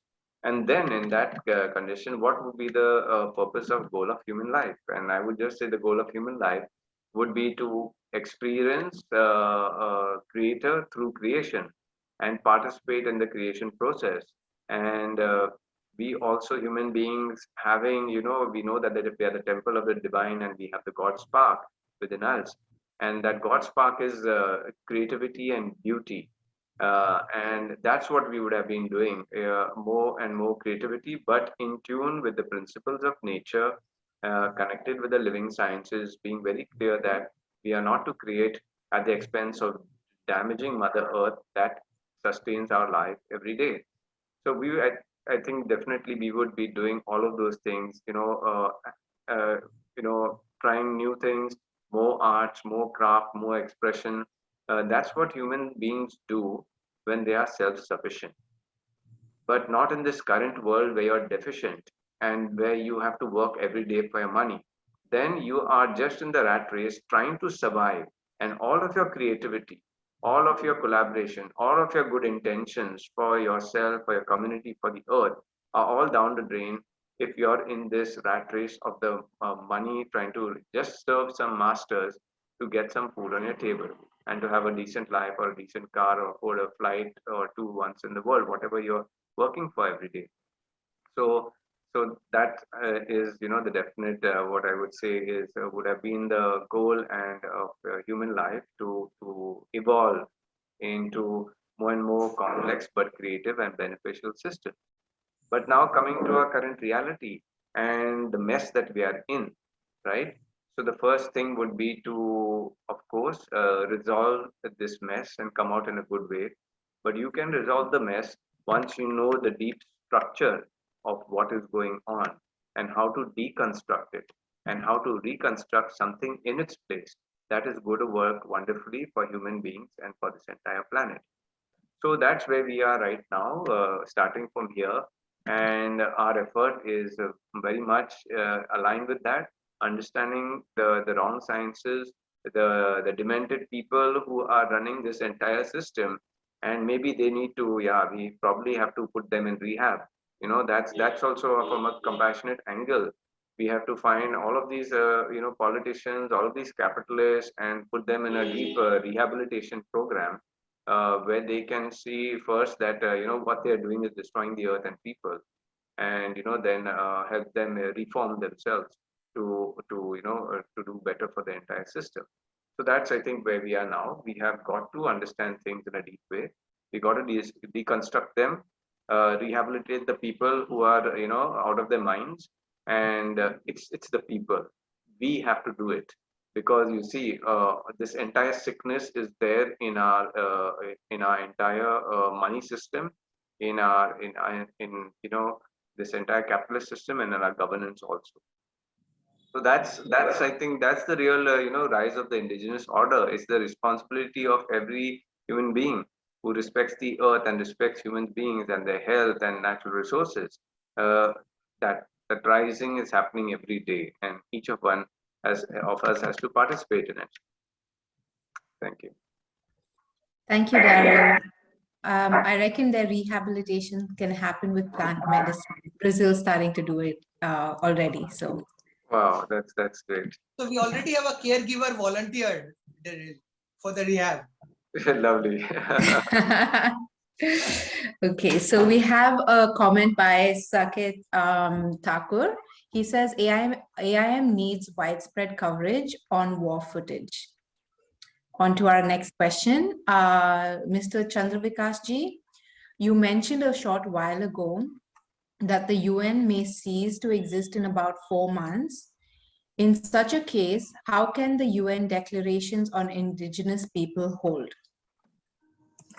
Yeah, Sophie, so firstly, I must share my delight with this anonymous attendee who shared this question, because this almost, brings the movie that I was kind of referring to a very cliffhanger and a kind of a nail-biting finish. Because, yeah, so if the UN gets dissolved, then what happens to the United Nations Declaration on Rights of Indigenous People. Now, I'd like to describe it with the analogy of the dog wagging the tail. So that's what you see in, the full length of the movie, the plot, as it gets thicker. So you just see a dog and the dog keeps wagging its tail. But when the climax comes, when you hit the end game, it's the tail which starts wagging the dog. So what's the tail and what's the dog? That's the, kind of expose that I'm going to do in the climax.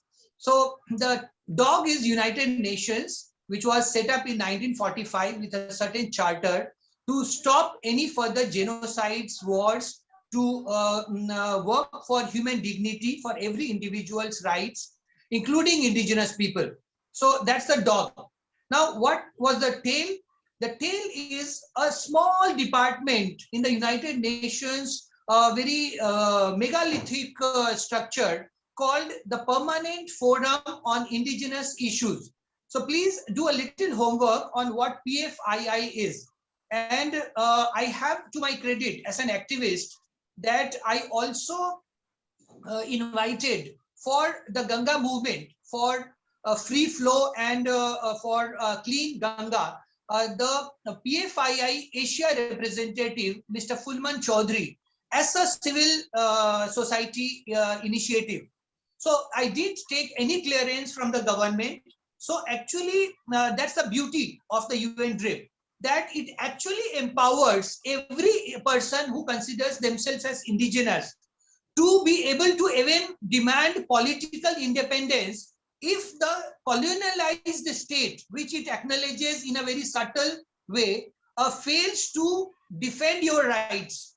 So the cliffhanger, the nail-biting finish that this saga is going to see is that we will use this particular clauses to drag the United Nations to the International Court of Justice and to ask them to dissolve and hand over, like the League of Nations, when it failed its charter, handed over to United Nations. So in a similar way, the United Nations, after having failed its charter and being given enough time, and Antonio Guterres is going to be a whistleblower. I'm also going to let this secret out. And it will hand over by 5th of June 2022 in about 6 months' time.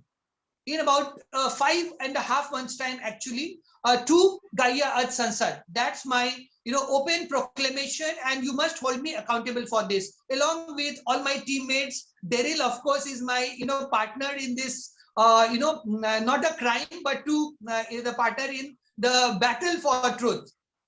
And of course, Alama Sayyid Abdullah Tariq ji, Hitesh Chandel, Arvind Tiwari, Professor Sanjay Sharma, Ashish Mukherjee, and many others whose name I may not have the time to count right on. So it's a huge network that's been built over past 2 decades, and lots of international stalwarts like Guy McPherson, Kevin Hester, who have been warning us with very early signals on the climate catastrophe and how the IPCC has been hiding the facts for the past about 10 to 15 years, when the situation is actually much worse than what they have been projecting, and then bring us to the pandemic hoax. So all these, these jokers, they are actually getting so frivolous that it's very easy to catch their bluff at this stage. For anybody who, I again reiterate, a detached and a dispassionate observer. That is how a good movie audience should always be. A good observer, without getting swayed, without getting carried away that, hell is breaking loose, the sky is falling, and, I'm going to die. That's not the spirit. It's a never say die, and the truth shall always win eternally. Thank you. Thank you, Chandra. Vikash ji. Darryl, did you want to elaborate on anything? No, I just said that was wonderful. Okay, so we have a comment from Ashish Mukherjee.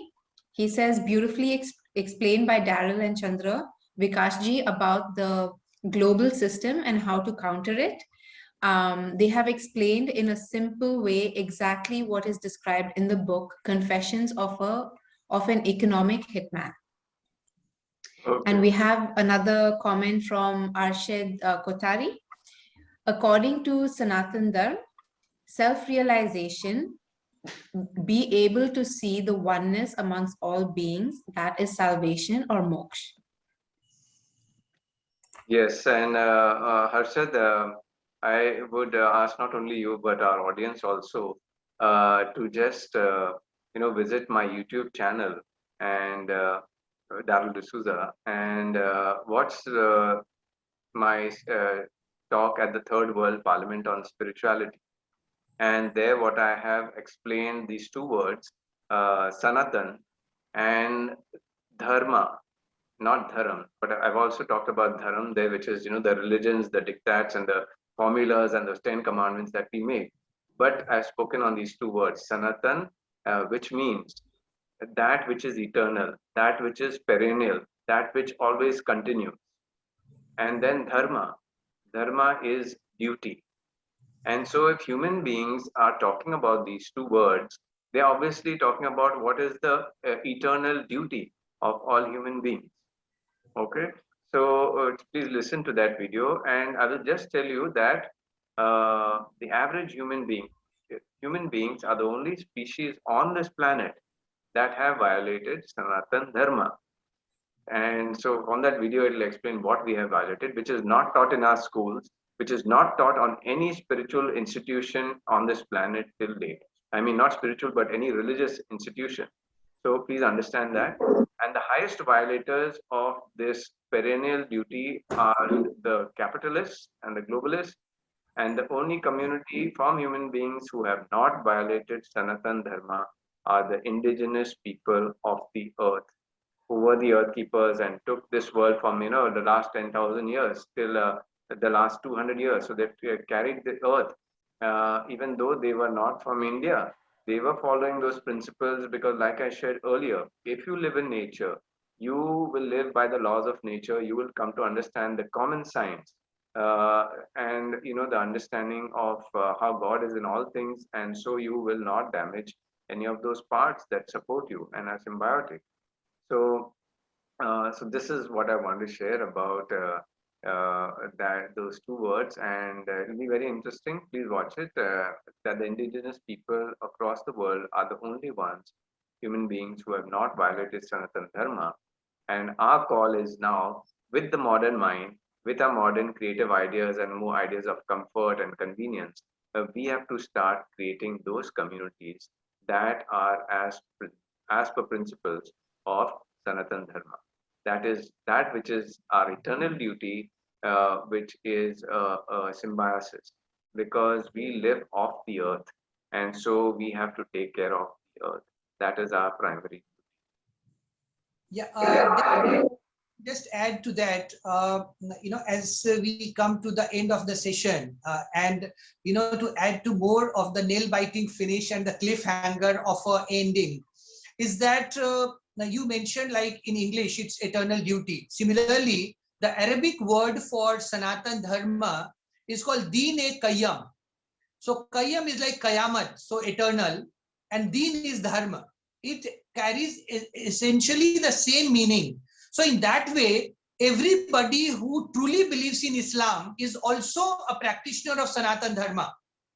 Similarly, somebody who truly believes in the thoughts and preachings of Jesus Christ is also truly practicing Sanatan Dharma. So that, actually leaves out not just the capitalists, the pseudo-globalists, also the pseudo-religionists.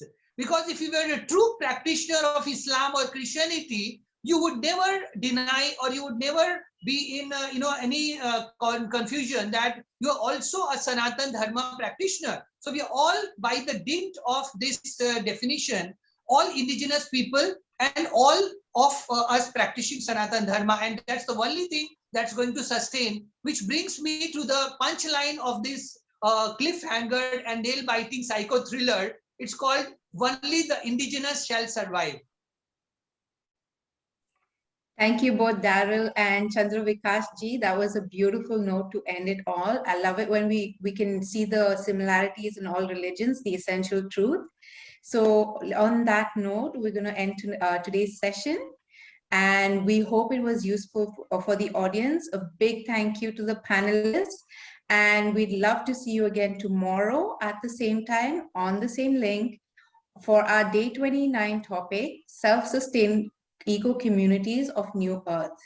Namaste and have a lovely evening.